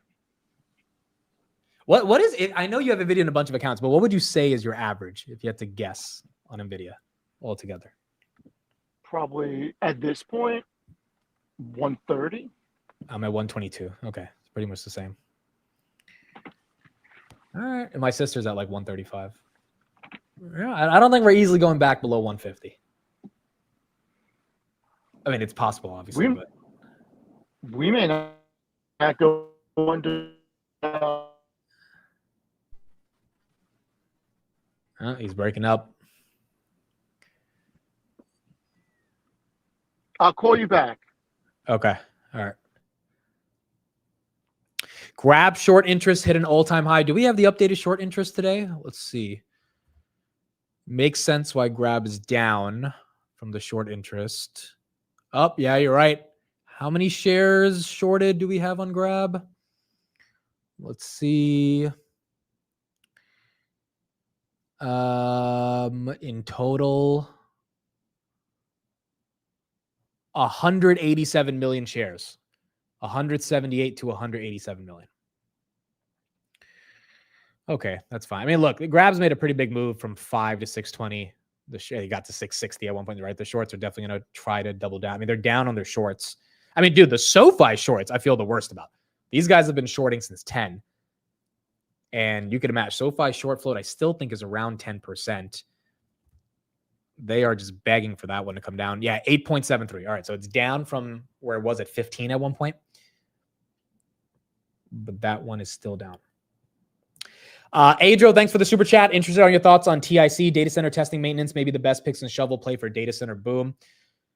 I have not heard of this one, but you guys are showing me brand new names every day. 2.79 billion. Acuren Corp engages in providing non-destructive testing, inspection, engineering, and lab testing services that operates throughout the United States and Canada.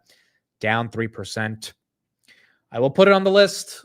I think it's made a move this week. This week, it's up 27%. Dude, a lot of these names. And look, this is when FOMO really kicks in, because I know, at least myself, I'm not heavy in the data center place, all these smaller names. And so sometimes you just start throwing money at any of these. But that doesn't mean these are the best entry points at the moment. Now, granted, we get a bit of a pullback, like a real pullback in 2026. And, CapEx is not slowing down. Then I think those names become very attractive because naturally they'll fall with them. I mean, Grab got to 340, right? So all these names that are high flying right now, no matter what sector they're in, they will take a pullback if the entire market takes a pullback. And as long as the thesis doesn't change on CapEx, those should be good opportunities. But I've not heard of TIC.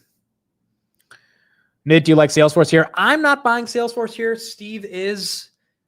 Again, I just don't love Salesforce at these levels. I really don't like how Benioff's been acting. It kind of seems a little bit, just like not on the offense. It seems like he's playing from defense. Now, as I say that, I do think the stock will go up. I mean, it feels too undervalued for it not to. But I don't like the AI narrative that they have. And as much as, people say, oh, they don't have to grow that much anymore. It's like, yeah, but if the CEO keeps touting that there's this massive AI revolution, and they're not growing, then it's like there's not an AI revolution for Salesforce. There's a business that's continuing to do 40 billion in revenue, which is an incredible business, but it's not some massive growth story, and that's why it's not getting the multiple. Having said that, Salesforce probably goes up over time. So I don't think you're going to be like upset getting in the 240s. I personally am not, but I mean, this stock probably is higher than this a year from now, assuming nothing fundamentally changes in their growth story. Now, Adobe, Adobe, I agree it's cheap, but I really I just don't see anything exciting about Adobe outside of where they trade at.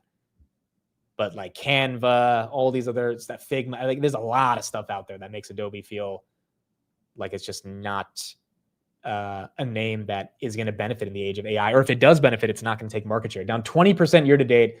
Yes, the financials are cheap, but I would buy a lot of other names above Adobe. I also think Salesforce is more integral to the enterprise. Adobe is sticky, but Salesforce is it's hard to get rid of Salesforce.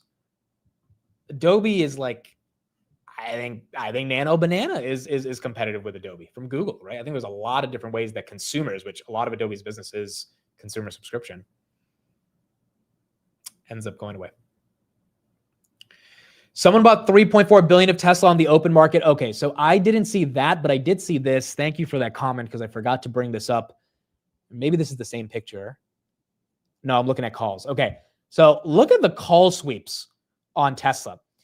You have about 1, 2, 3, 4, 7, 8, $15 million roundabout, give or take a couple million, of 500 to 550 calls that were bought for November 2025. Someone bought them. Maybe it was an institution. Maybe it was a retail investor. But this is what the option flow show. I didn't see the 3.4 billion purchases of stock, but I did see these option flows. And you got someone really betting that Tesla's going to make a hell of a move by November. Tesla breaking 500 would be fun. Is it Pelosi? Let's check Pelosi's updated. Let me get her updated portfolio. I'll show you guys. It would be funny if it was Pelosi. Tesla's actually pretty low in her portfolio. So right now, her current holdings, NVIDIA, this is in order from highest to lowest. NVIDIA, Broadcom, Google, Vistra, VST, Tempest, Palo Alto, Amazon. Amazon's 8% of Pelosi's. I forgot. We're with Pelosi on Amazon. We're with Pelosi here. CrowdStrike, Microsoft, Apple, and Tesla. Tesla's literally 4% in her portfolio. It's the last one. So she's not heavy in it, but she does own it. And yeah, I mean, seeing Tesla above 500 would be very exciting to see.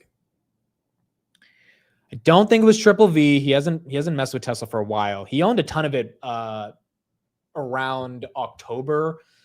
Dude, he bought like 250,000 shares of Tesla back right before that iRobot event. What do they call it? We Robot or iRobot? I was in India, so I remember streaming it. But he bought like a day before that event. And then I think he sold like a month later for like a little bit of a profit. But then he never got that deep into Tesla. Steve, you're back. What's going on? What's going on? Did you see? Oh, you didn't see. Someone bought $11 million worth of call option for Tesla, $500 strike November. Get the hell. What's the price? 500 to 550 is the strike. No, but what's the price right now? Oh, Tesla 440?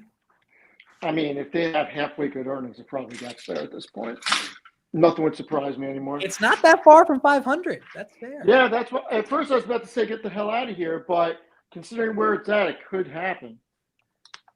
The all-time high is 488. So it's actually, I mean, that was December 24. It actually isn't that crazy to see if it could. They're betting that Q3 earnings are going to be solid, and that the analyst community is wrong with their forward projections because they're not good. Yes, which I think is not crazy to imagine. ASML right here. That's up 1 point. Oh, someone asked about Salesforce. Are you still super like this is the easiest buy in the market to you?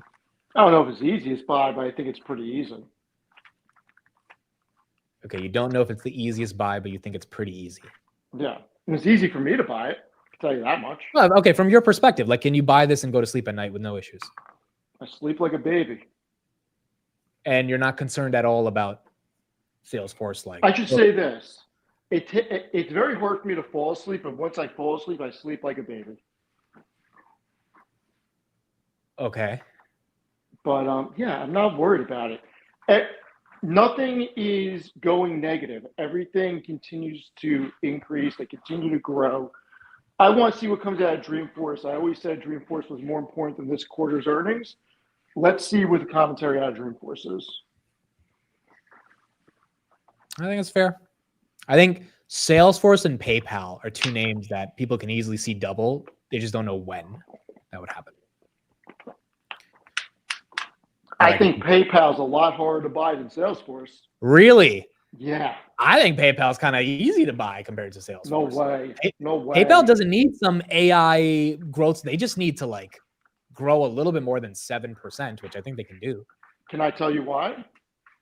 The Why? market has not cared about anything PayPal has done. Anything. And it continues to go down. They're going to have serious competition with payments over the next couple of years. And I just don't think that they're going to be able to accelerate growth to break the black cloud that's over them. They're going to continue to probably grow at a mid to low single digit year over year. But having that boost to get the investment community excited again, I don't think it's going to happen. It could be more of a value trap at this point. I don't know if those are convincing enough arguments. From the numbers, it's the easiest value play there is. But it's been the easiest value play there is for the past year or so, maybe 2 years. Trades like a cigarette company.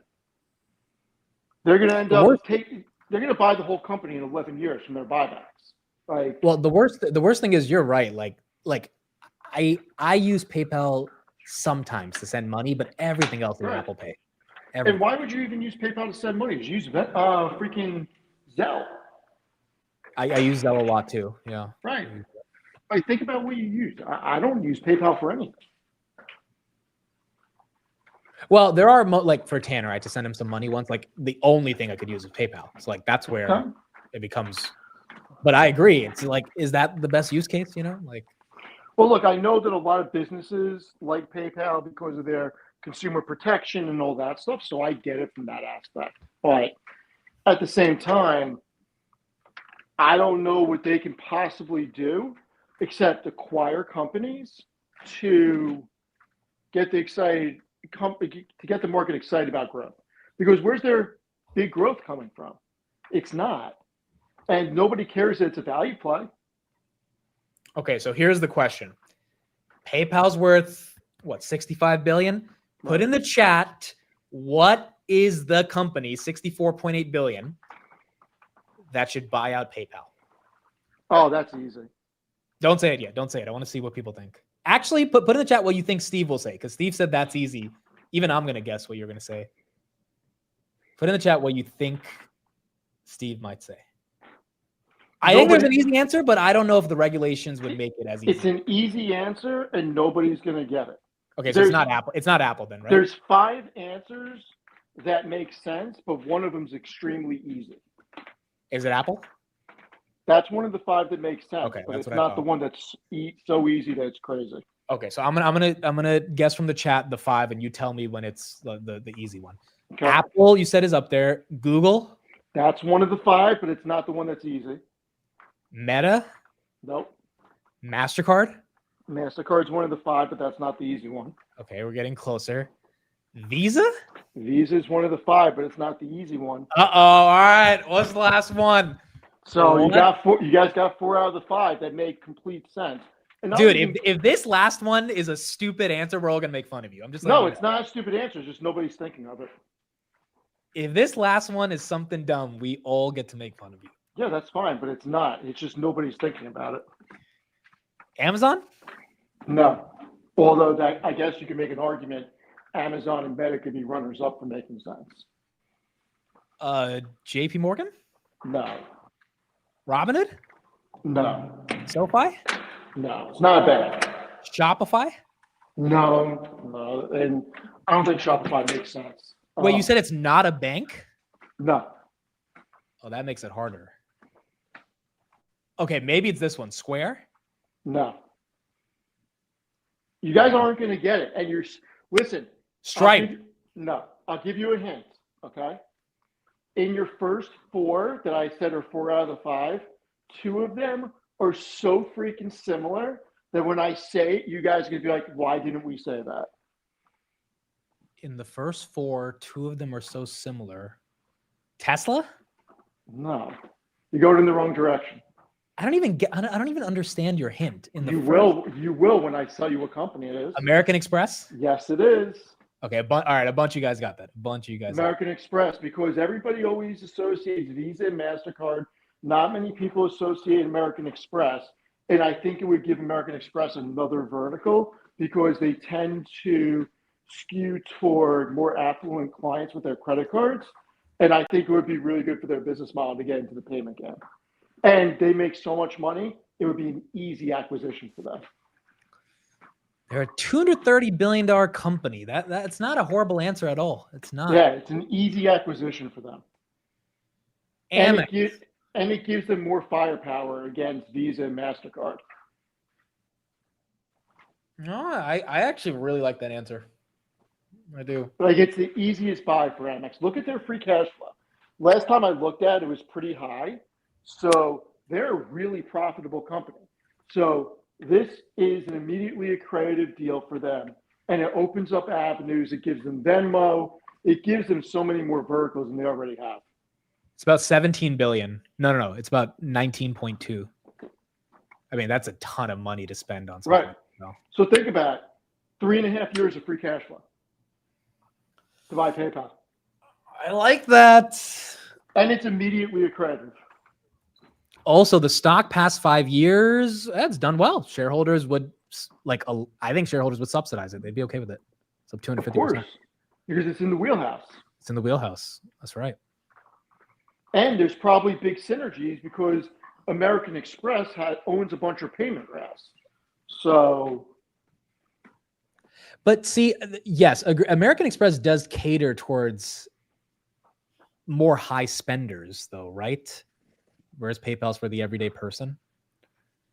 I guess that's the only difference. Well, I would look at it as MasterCard and Visa are more common, whereas American Express cards have annual fees. Yeah. So it's more of an affluent customer base, but Yeah. PayPal allows them to get into the corporate side. And I'm sure that they could create a lot of synergies with their cards in PayPal and double dip a little bit because they can make their own American Express PayPal card and have the payments go through that. So there's a lot of things they could do. Okay, but how much would they pay? So PayPal's at 65. You think they're going to take them out at 80 billion? Or Well, like the question is, what is Alex Chris going to accept? I mean, I'm sure companies have approached them about taking them over. I mean, why wouldn't you? You're getting so much free cash flow for such a low valuation. It's like the greatest thing for any of these payment companies to buy. If I'm Alex Chris, I want $100 billion minimum. I mean, I think that's an undervaluation because the company should be worth over 100 billion, but the problem is it's not. And that's why I say I wouldn't get excited about buying PayPal here because it's been the easiest buy from a valuation standpoint. They're doing everything right. They're still growing their revenue. They're still growing free cash flow. They're buying back an obscene amount of stock every year, and the stock doesn't move. It's still down like 85% or so from its all-time highs. And nothing they've done in the past 2 years gets the market excited. And when you're in a market where you have all this other growth and all these other things, and there's really nothing PayPal can do in AI to get the market excited. So all they can do is keep creating value and become more profitable and buy back more shares. That's not what people want to hear. No, that's fair. It's a fair point. I like it. I think that makes sense. I can't get myself to buy PayPal, but I agree. It's a prime target. We'll see what happens. I mean, Alphabet and Apple would make total sense. Yeah. I mean, it's just the regulators probably wouldn't allow that. No.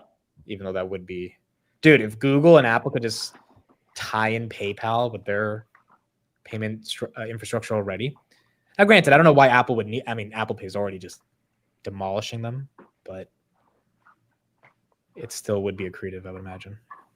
I mean, we make statements that it's crushing them, but PayPal is still you're right, generating a lot of free cash flow. No, you're do, right. What, 480 billion in transaction volume a quarter? 45 million users every month. It's a good acquisition for a lot of companies. It's like a pipeline company. It's like Energy Transfer acquiring a smaller pipeline company that is already integrated into their system. I mean, it's a bolt-on acquisition. Actually, PayPal 220 million monthly users. Right. Yeah, Google already did partner with them. That's fair. That makes sense. All right. I think that's pretty much it. Oh, your favorite company's earnings are tomorrow, Steve. Who's my favorite company? Your favorite company's earnings. How did you forget about your favorite company? I have no idea what you're talking about. I'm going to let you guess. The chat already knows, but I'm going to let you guess. It's a company you've literally argued about for months. What, Costco? Costco, baby. Yeah, I could care less about that. Why are you so hostile, bro? Because I don't care about a company that does 2.97% in profit. No. You're not supposed to look at the profit. You're supposed to look. Right. We're not supposed to look at profit. I'm Dude, sorry. profits. Are we talking about profits here, bro? I'm sorry. I don't really care about a company that's going to go. You just need to look at the stock price. It keeps going up. That's all that matters. Oh, sure. That's all that matters. It's really, honestly, that's all that matters. Of course. Why would, listen, in a recession, got news for you. Costco's getting hit harder than NVIDIA because NVIDIA's customers don't care about a recession. Just Dude, saying. you know, someone on CNBC said, I got news for everybody. And I immediately was like, I looked at I was like, Steve on CNBC? Like, they're like, I got news for everybody. I legit turned my head because it was These playing in the people background. better not be stealing my lines. And I'm like, is that Steve? And it wasn't Steve, but I was like, what, bro? But no, I think so. So you think Costco's going to pump or dump tomorrow? I don't care if Costco pumps or dumps. It's still at a valuation that doesn't make sense. It is still a company that's going to get harder in a recession because guess what? the people that shop at Costco, there's going to be a percentage of them, whether it's 1% or 10% or 20%, will be impacted. And there will be lower disposable income, and Costco will be impacted. A recession happens, that's not stopping, because let's just say we get 2 quarters of bad GDP growth. Do you really think that Amazon, Meta, Google, or Meta are going to slow down their CapEx for 2 quarters because GDP is off? No, they're not.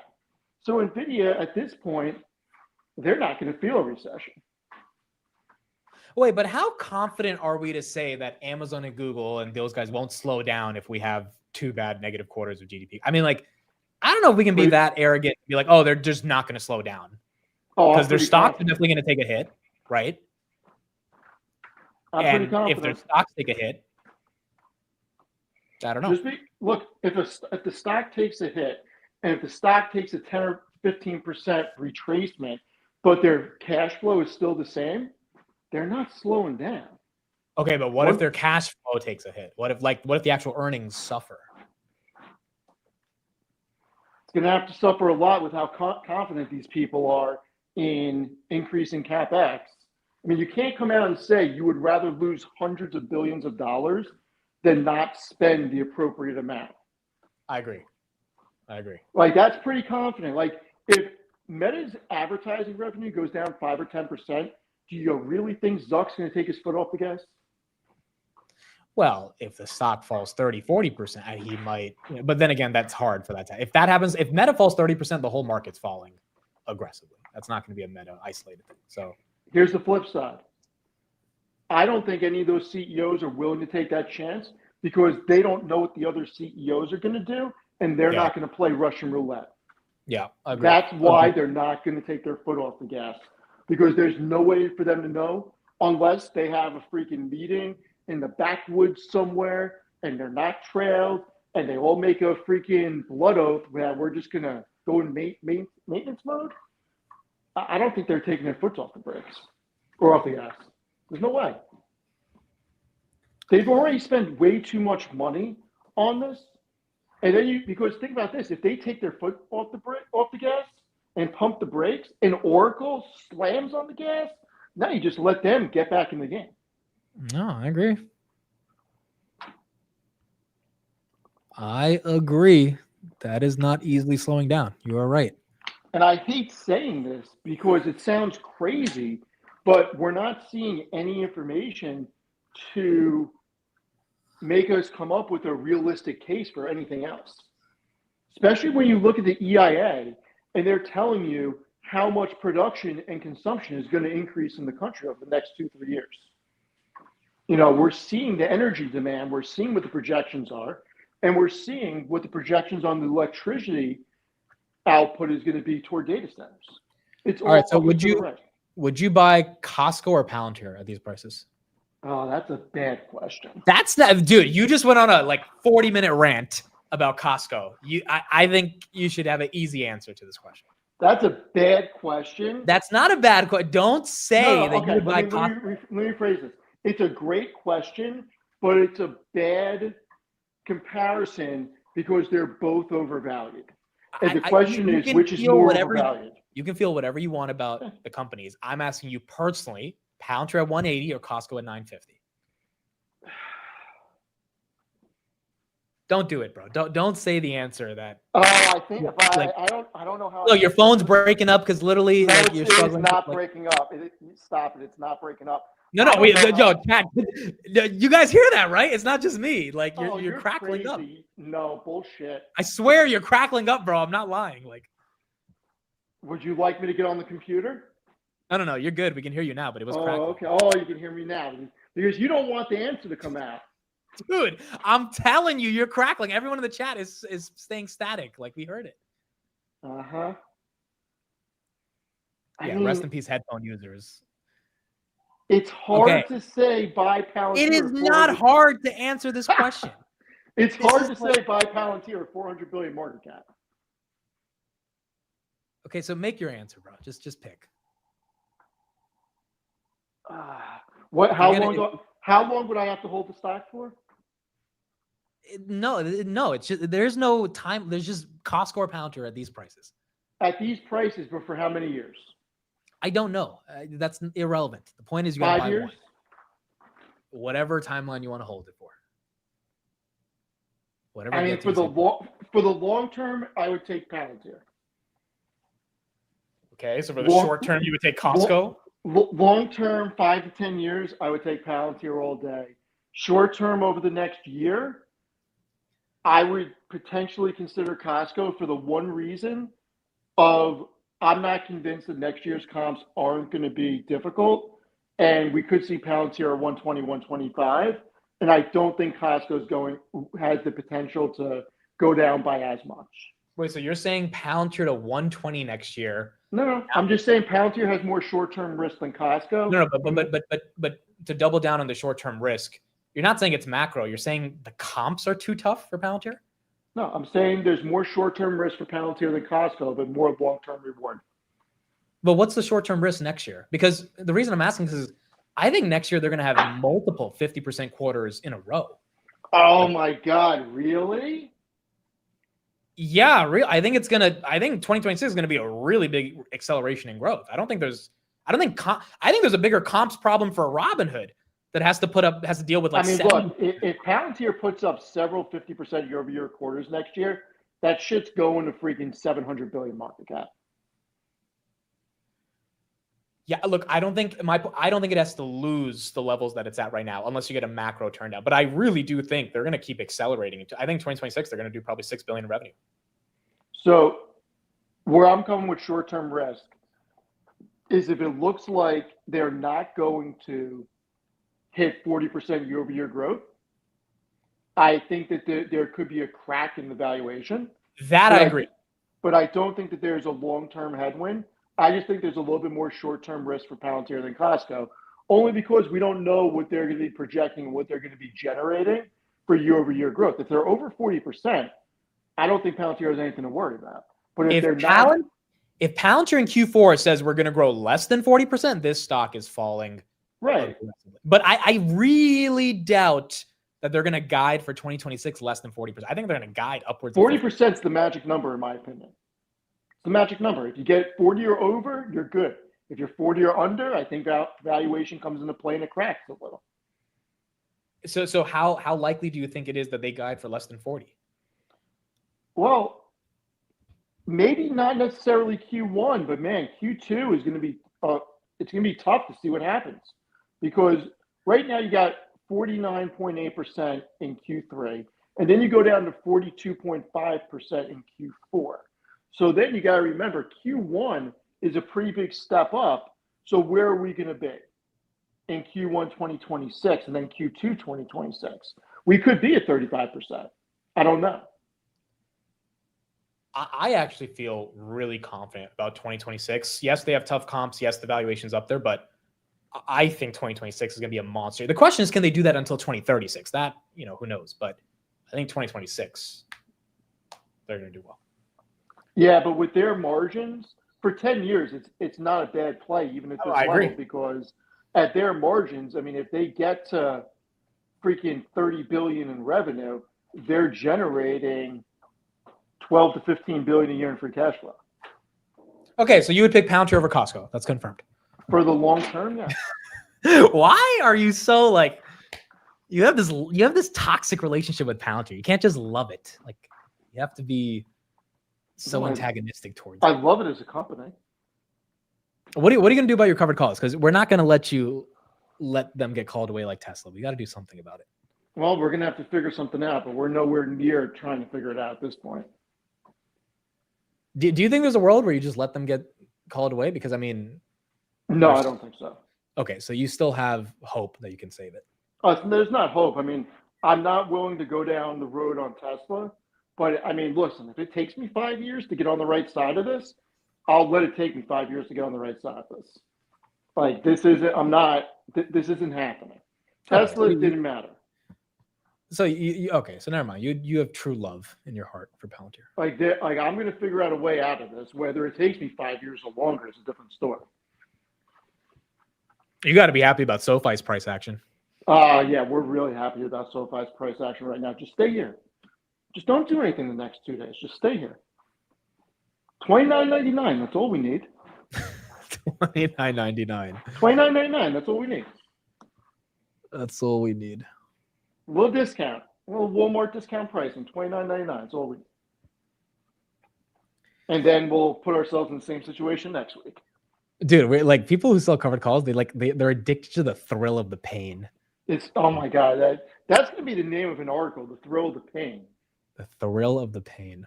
Because I gotta tell you, this is it's getting a little hairy. It got a little hairy the other day. Dude, how come every time we talk about SoFi, this guy with a mustache, I definitely said that word wrong. I can't say the S and the H, but this guy pops up in the chat every time. Every time. Our boy Tanner. It's like it's a bat signal, bro. He hears SoFi and he just knows that he has to be there. He just knows. He just know. By the way, how do you say strength? With strength? Damn, you say it the wrong way too. No, I say it the right way, just like everybody else. It's called strength. You say it the wrong way, bro. It's okay, but no, I'm pretty sure I say it the right way. If you do a poll, they're gonna say I'm right. Wait, say it again. Strength. Sorry, bro. You pronounce the G is silent, dude. No, it's not. Yeah, it is. Okay. I don't have to tell you. Listen to any interview for fighting, and I promise you that's how it's pronounced. I don't need to save the world, bro, when it comes to language. You guys can say it however you want. Yeah, well, what time did you go to sleep last night, Amit? Oh, dude, let me tell you. I watched a movie last night. No, we don't have to go into it. I'm just wondering what time you went to sleep. I fell asleep right after the movie, like Oh, wow. Good for you. I'm proud of you. 12 a.m. or something. I'm proud of you. Good for you. Yeah, because the movie was so awful that I needed to just go to bed. And Listen, I wouldn't be publicizing this. I already said it in the morning, bro. I don't care. Oh, you did? I already Oh, said it. That was not a good film. I'm sorry. Just wasn't. How much hate did you take for that one? No, I think guys, I'm not that off on this, right? Like, do people really think that's one of the best movies? I don't like. I think most Hey, people. listen, it's not one of the best movies ever. But you said it's top 100, which really surprised me. Oh, I said I could put it in my top 100. Yes. Dude, put that in. Think about it. 100? That's a big number. I Not can saying name top 99 10. movies better than freaking that movie. All right, start. Go. Give me 99 movies that are better than it. Not Without gonna waste people's without time. Googling it. Without I'm not going to Googling it. waste people's time naming movies. I'm just saying, like, Because I could name 99 movies that's better than it. You can't. dude, the problem is it felt like the storyline wasn't like enticing. It just was.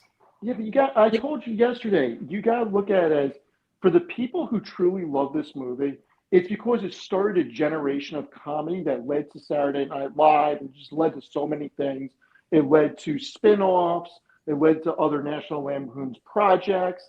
And back then, this is all they had for entertainment. This, going to the bar and going to the club. That's it. Tanner, have you seen this movie that we're talking? Well, no, I asked him on Monday. He hasn't seen it. I asked him already. He hasn't seen it. Dude, like Ferris Bueller's Day Off. I know it's a couple years after, but that to So me is much- a movie. so Yeah, much I could watch that movie and like actually like pay attention. Ferris Bueller's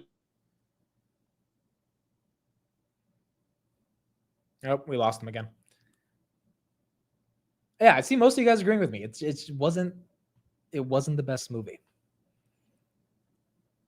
It just was not the best movie. All right, you're back. You're back. Yep. Yeah, Ferris Bueller's better. Steve, when's your birthday? Why do you want to know? I'm just curious. When is it? I'll tell you off stream. You can't tell us your birthday? I'll tell you off stream. So this is what I love about Steve. He's just Steve. No, because I feel like your birthday's coming up. I feel like, when are you gonna watch Rocky? dude, I don't know. Like, and here's the problem. Like, I want you to watch Rocky 4 so bad, but you can't watch Rocky 4 without watching 1, 2, and 3. And I feel like for you, it's gonna take like a year for you to do that. Well, I got through Animal House, so I think that's enough movies for me, to be honest. Yeah, but right now, I honestly thinking about Rocky 1, I think it's going to be so hard to get through Rocky 1 now. Like there are stories from my parents about going to the movies to see Rocky 1 in the movies, and my uncle and a whole bunch of people are in the balcony and they're going nuts. Like the movies used to be crazy back in the day, from what I'm told. Not like it now. I mean, look, I got a lot of movies to catch up on, but whatever the heck I watched last night was not the most exciting movie. It just wasn't the best. Yeah, I mean, I gave you a few to watch. You just don't listen. I will eventually. But you got to watch High School Musical if I watch one of your movies. We got to do like a prisoner swap. There's no chance I'm watching something called High School Musical. Why, bro? Just like, or you got to watch a Disney movie then, not High School Musical. Just like any, like, dude, you've not watched any animated, like, you need to watch The Lion King. Like, no, I don't. I'll tell you, I'll watch a Marvel movie. How about that? No, that doesn't count, bro. That's not real. Of course it does. It's owned by Disney. That doesn't mean it's a Disney movie. It's not the same. Okay, I think we're gonna end it out there. But Steve, I want you to. Can you are you looking at your phone right now, or no? It's in my hand. Why? Okay, because I'm gonna play a video. I don't know if you've seen. Have you seen the video of the three girls talking about the stock market? No. Okay, this is one of the funniest videos. It's 2 minutes and 40 seconds. It's a long video, but it is hilarious. And it's the most toppy video ever, but it's been going viral. And I'm going to play this and people can listen to it. It's pretty funny. August 25th. So when I'm researching a company and I want to get into a trade, and then I see something like this, I'm going to go to ChatGPT and Google what happened on this date, which this date was July 25th. So I want to go to Do we have to watch this? What happened on Dude, it only gets. She just said I'm gonna go to ChatGPT and then I'm gonna Google. Like it's gonna get hilarious, bro. on July 25th. Let's ask. Amazon stock slipped approximately 28% decline due to a company-specific news, but part of a pullback in tech stocks. So nothing happened with Amazon. The whole just tech NASDAQ had a pullback. Oh, look at this. The Fed comments, news. It was news that made that pullback. So we had Feds talk. So whenever the Feds talk, it gets fucking crazy. So you know when I'm being in a trade, when the Feds are talking, so you want to make sure you look at the news so you can know. They always give you an announcement like they're having so-and-so speaking at this time, this date, whatever. Don't be in a trade during that time, because if you're on a trade for a call, you know, because look at this big green candle and you're like, oh, it's a big strong candle, we're going to continue to go up. Then surprise, Feds talk, and then it drops. What if you're CBC,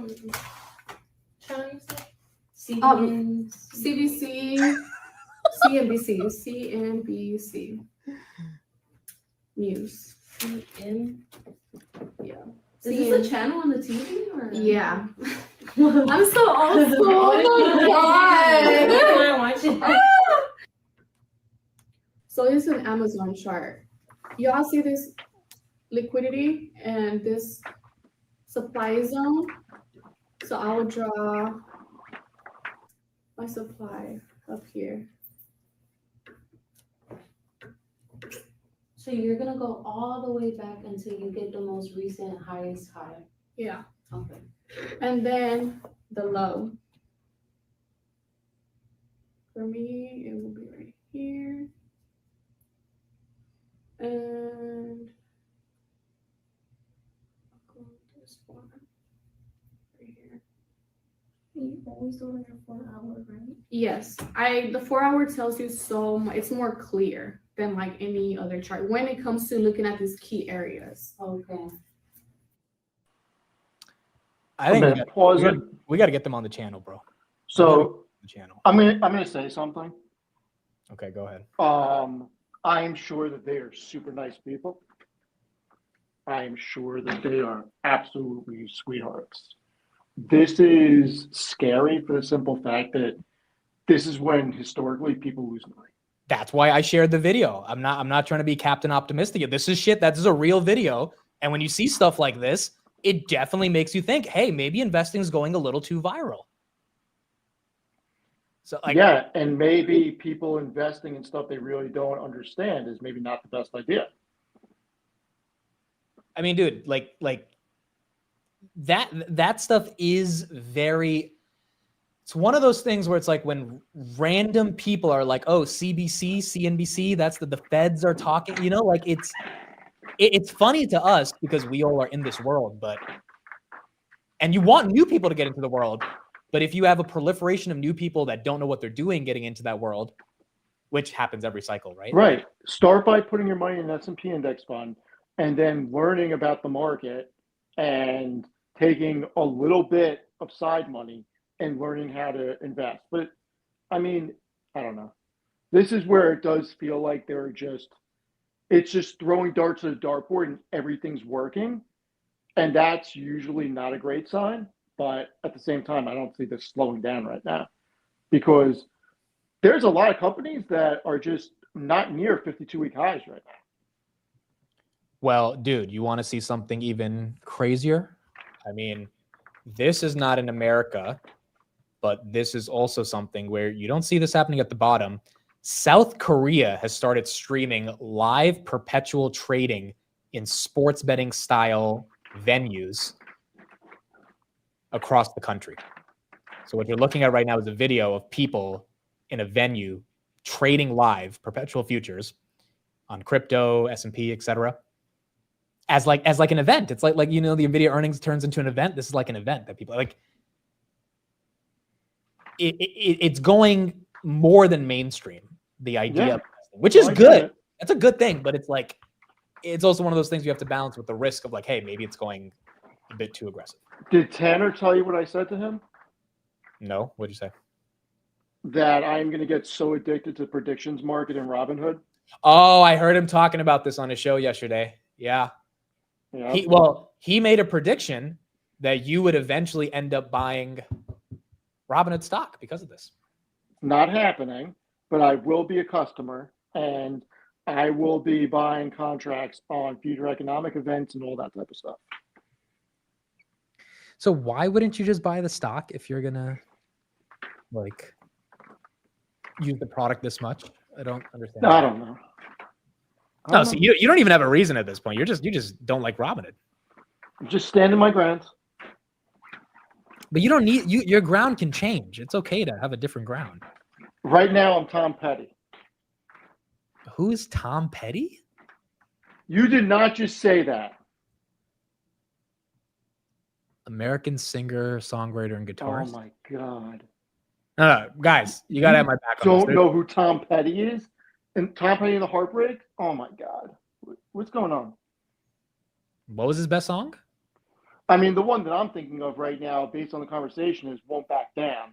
The one Chris Weidman used to walk to the ring at. So I've never heard of this guy, dude. I'm sorry. You've never heard of this? You can stand me up at the gate. Tom Petty? Oh my God. Bro, you guys can't get mad at me about going. Of course they can. Your chat's going on fire right now. Of course they can. What band was he part of? Oh my God. Oh, the Heartbreak, you said. Last Dance with Mary Jane. Never heard that song? Last Dance with Mary. Last Dance with Mary. Oh my God.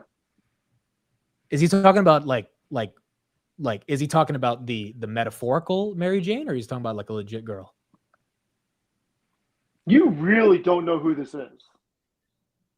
Dude, you guys think I troll when I mispronounce words? Everybody thinks you're trolling on purpose right now.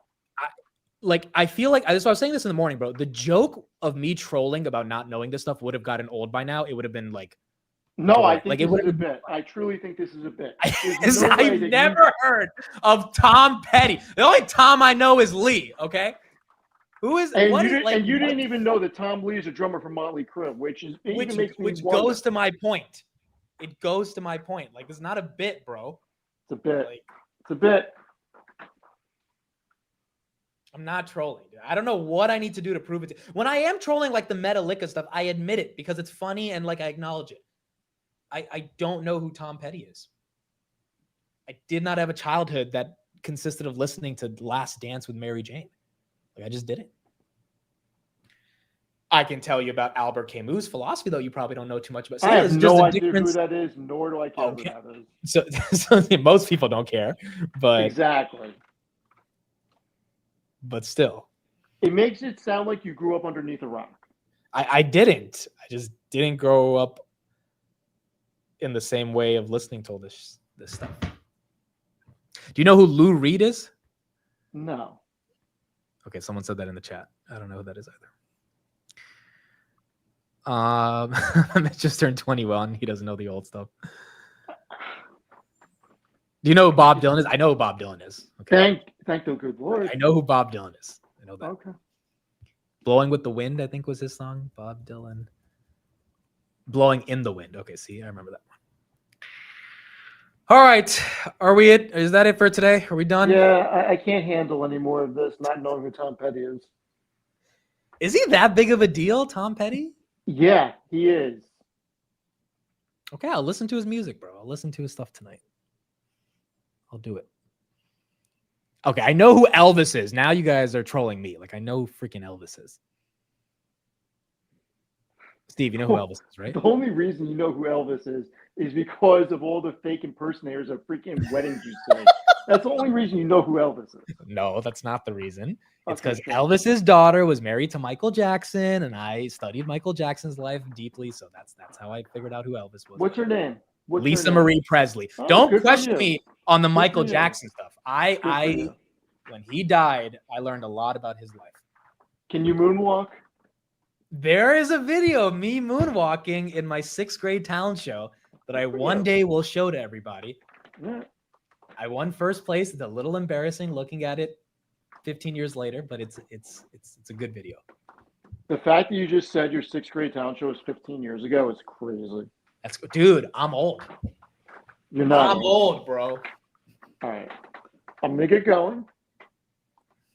You have a good night and try to get some culture because the fact you didn't know who Tom Petty is crazy. You know who Aerosmith is by any chance? Yes, I know Aerosmith. Okay. I know the Eagles as well. Can you name a single song other than Hotel California? I was, like sometimes there's only a few songs that Right. matter, and Hotel Right. California Right. is so. Can you name who spun off from the band to go solo and have one of the most amazing songs ever? From which band? The Eagles. Let me just. You're think about Googling. I what- can hear it. Oh, sure. Oh, it's a trick question. No one spun off the band. It's a trick question. You tried to get me there. It's a trick question. Right? Yes? Make you think about it. Dude, Gemini says no one spun off the Eagles, so I'm trusted Gemini here. Yeah, exactly. Because you're freaking Googling stuff. Look, it is what it is. Okay. It is what it is. All right, Steve. Appreciate you, man. Thank you for being on. Later. Yeah, we'll talk to you later. Later. Tom Petty, bro. Never heard of this guy. I'm not even trying to be disrespectful. I legit never heard of this guy.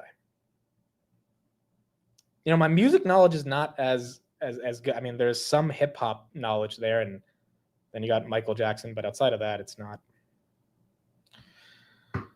as good as other people. I bet you've heard his music. Probably, maybe. I've heard his songs. I'm gonna listen to this Mary Jane thing tonight. I still need to listen to Tool, bro. I said I will listen to that one, but I've not really listened to that. Dude, his music videos have a lot of views. Free Fallin', You Don't Know How It Feels, I Won't Back Down, Mary Jane's Last Dance. All right. I will listen to these songs tonight. All right, so I think that's it. I think we're done. Biggest headline after hours was this Intel Apple thing, which we don't know exactly how it's turning out, but there you go, 3162. In terms of in terms of that video I shared about the girls, again, I don't really think it's a top signal.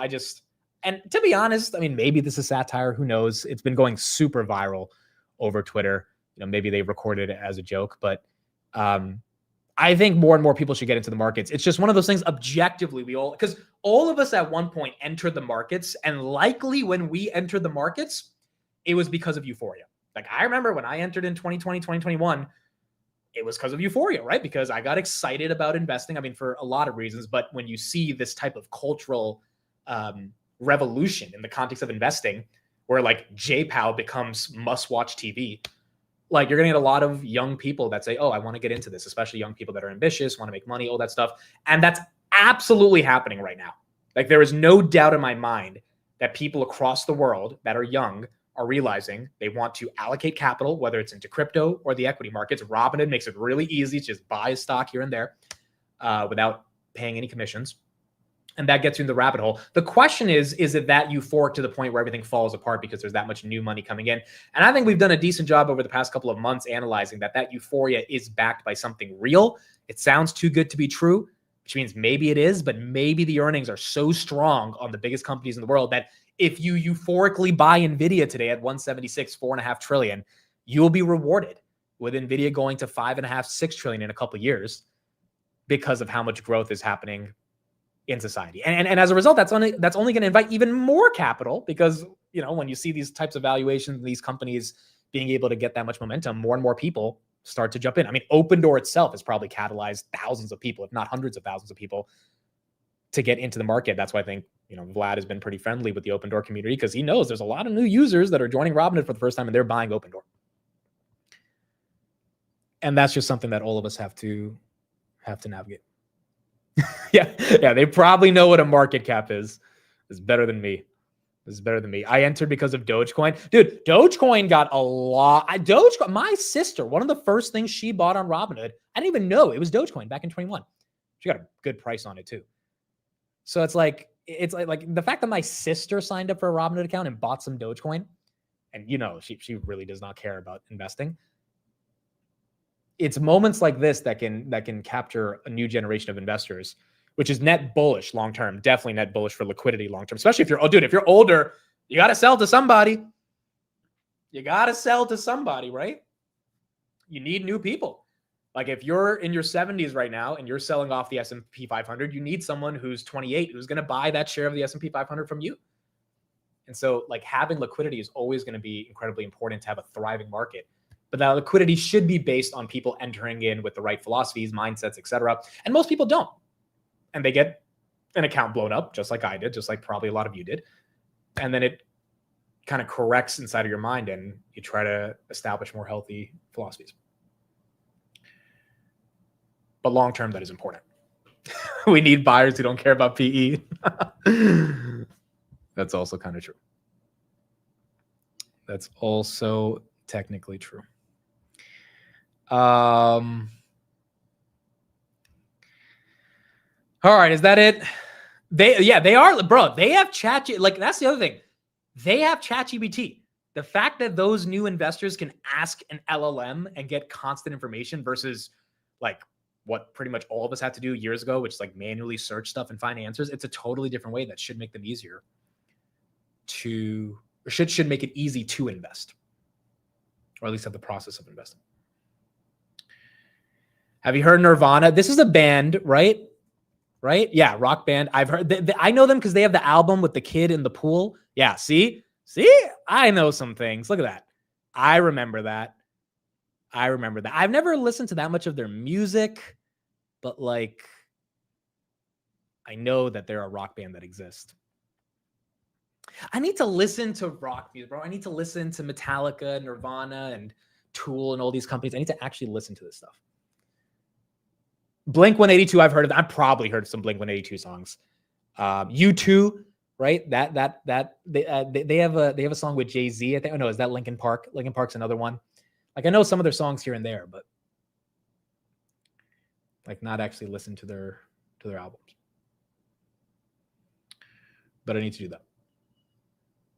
Did I say listen to the companies? No way. I did not just say that, bro. I did not just say that. Did I say companies, bro? I meant to say albums.